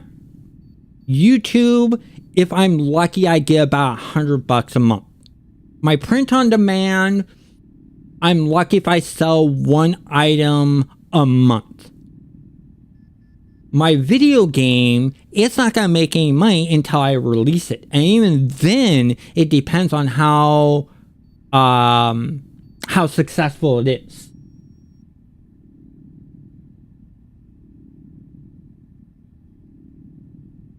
Yeah, and there's some people with disabilities, like, for instance, cerebral palsy. Cerebral palsy is a great example. Cerebral palsy can go to my degree where it affects my lower left leg. From my calf down is where it affects. The reason it's affecting my back and my left side more now when I'm older is because the strain my body has gone through over those 40 years of the way I walk. Because I have a dropped foot that my left foot drops down and the toe turns in. So my gait isn't normal. The way I walk is not normal like everyone else. So my left side body muscles have to work differently than what everyone's set to. And that's wear and tear on the body. So those muscles end up locking up. But then you can have cerebral palsy where none of your muscles work and you can't talk. And it can even sometimes affect the brain because it's a neurological disability. We have a shit ton of nerves in the brain.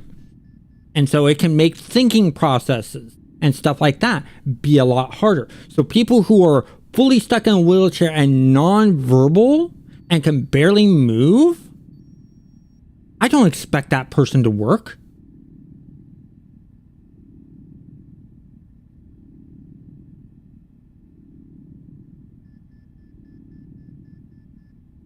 I still need to work on that. I'm working on getting a new graphics tablet. The graphics tablet that I had bought had stopped working on me.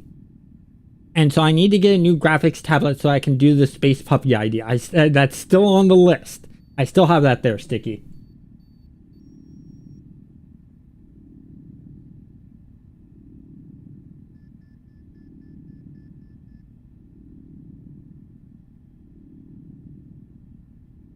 Yeah, and I agree with you with the age, because in my 20s, I was jumping around, I was running around, I was perfectly fine, I was acting like everyone else. It was when I got into my late 30s that my back actually went out on me and I started seeing the original problems, but I didn't know it was the cerebral palsy causing the problem. It wasn't until I saw a cerebral palsy specialist that she brought up that, hey, this is your cerebral palsy causing this, and this is why.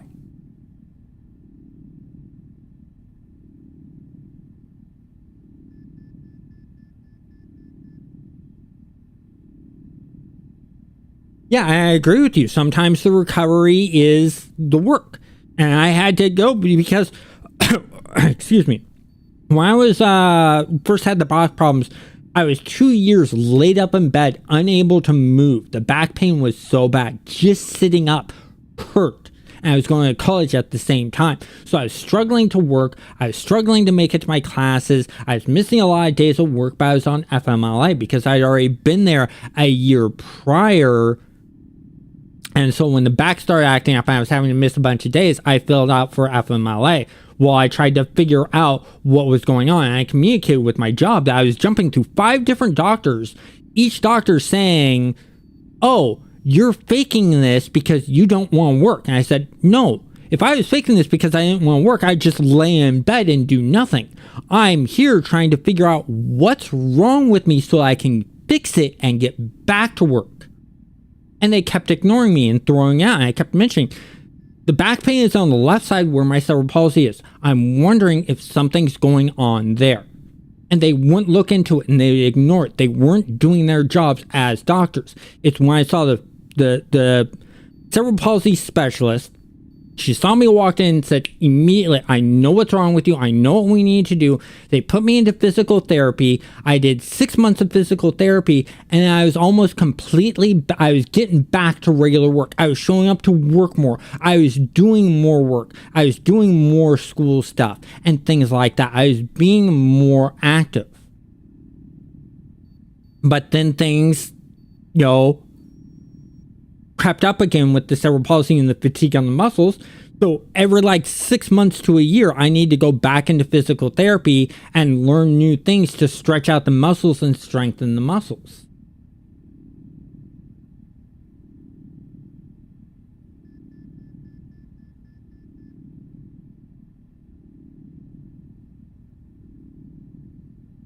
Yeah, and that's the problem, is certain groups dictating things for everyone.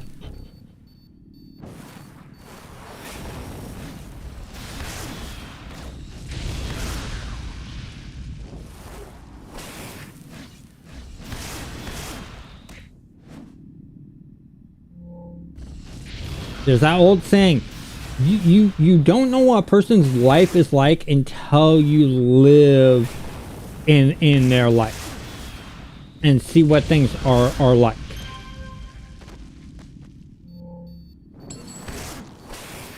There was one video I watched where it was a really rich guy that makes millions. I mean, he's a millionaire. He's got a mansion, everything like that. He's got 3 kids and a wife. Him and his family swap places with a low-income family. It's one guy with 3 kids and a wife working one job, or actually working 3 jobs. And his wife can't work because she has a disability where she is having trouble moving. She did work, and when she was working before this disability and this disease hit her, they were living a really good life. They were living a comfortable life. But then when her disability hit and she was unable to work, medical bills stacked up, he had to go get 2 or 3 jobs. They switched roles, and the rich guy sat there and went, oh my God, this guy's life is terrible. How do you build yourself out of this? This is almost impossible to build out of. If this were to happen to me now, I'd be fine because everything is stable and set for me. I have my businesses. They're making me a lot of money. If I didn't have those businesses, I'd be struggling just like this guy is. This isn't fair. This isn't right. And so the only way someone with privilege and power can learn what it's like to not have that privilege and power is to take it away from them. Another example that they did is they did a study of kids from rich families, millionaire families, who never had to work a day in their life, never had to do anything to get what they wanted. They just got it.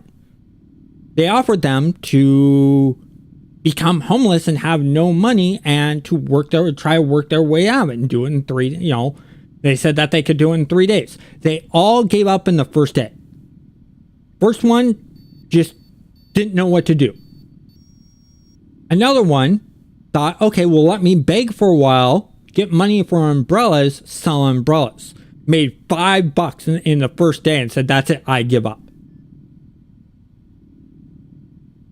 Whereas you have these people who are struggling and fighting really hard that, they continue to do so because that's all that they have. I've had several times in my life where I've been very comfortable to where I struggled day to day when I was, working to get unemployment. Or not unemployment, but a disability. That was a struggling time for me. I had to get assistance from, family in paying rent and bills because I didn't have any money coming in. I was lucky enough to have that because if I didn't have that, I would have been homeless. Just like when my back first went out on me, we lost the apartment when I was going to college. And, I had the option of either moving to, I was going to move to Louisiana. The only reason I stayed where I was and able to continue college is one of my college classmates who had a condo said, hey, crash on my couch. Don't worry about paying rent and bills. Just work on getting yourself a job that you're able to do. Save up the money to be able to move out. There is a deadline because I'm getting married, so you have 6 months. And then my wife's going to move in and you're going to have to go. And I said, thank you. I took that. And I ended up getting I was lucky enough to get a job as a game tester. And did that. And then, one of my other college friends and also coworker, because they got a job there too as the game tester. We both got an apartment nearby where the game test facility was. So I've been lucky many times in my life where other people helped me out.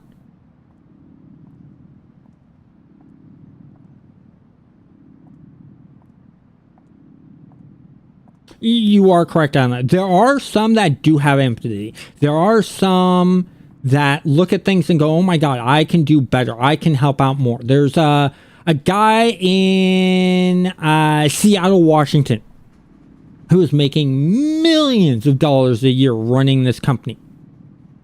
But his employees were being paid very badly.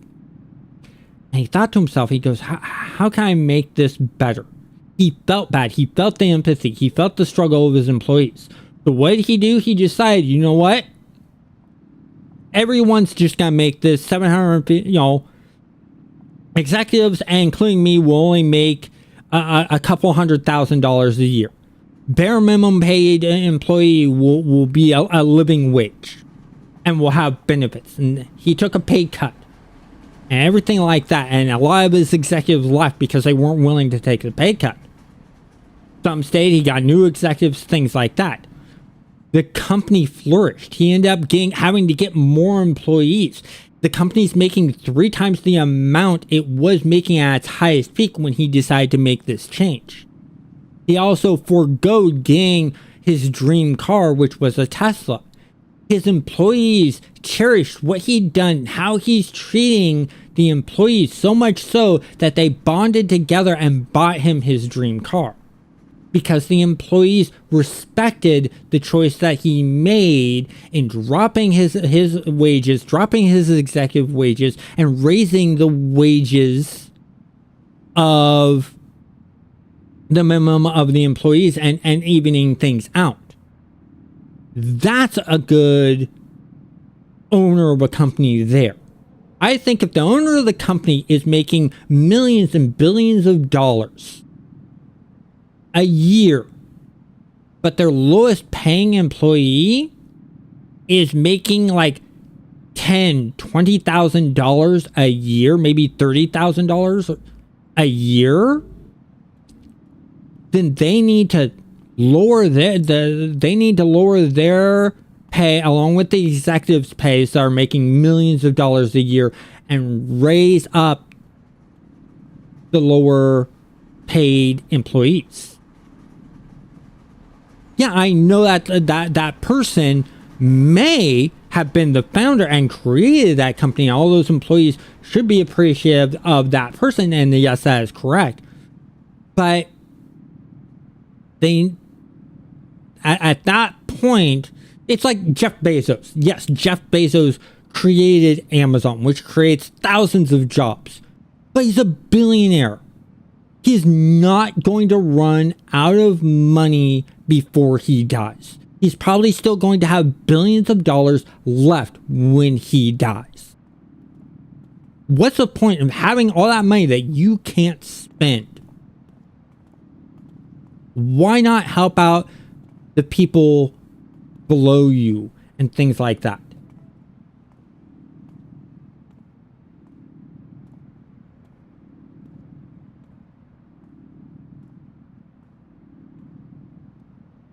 Yeah, exactly. Should have thought of that before you became president. You know, that's the thing is all these executives and higher ups think, especially the executives and the CEOs that didn't build the company, they come in as a CEO. They've never worked at the company before. They didn't help build it up. They just come in as a CEO and they're making these millions of dollars. I don't see that as right.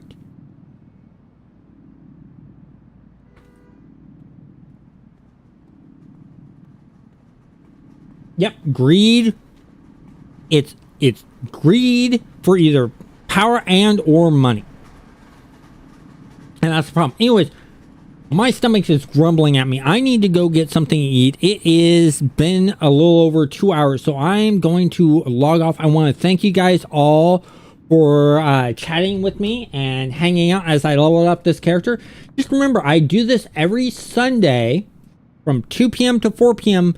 Pacific Standard Time is when I do that, and I do it for 2 hours, and you're all more than welcome to come in the game and join me and group up. I'm happy to have you in the group. The more people we can do, the more stuff that we can do. I know earlier on people were saying, let's go do a task force.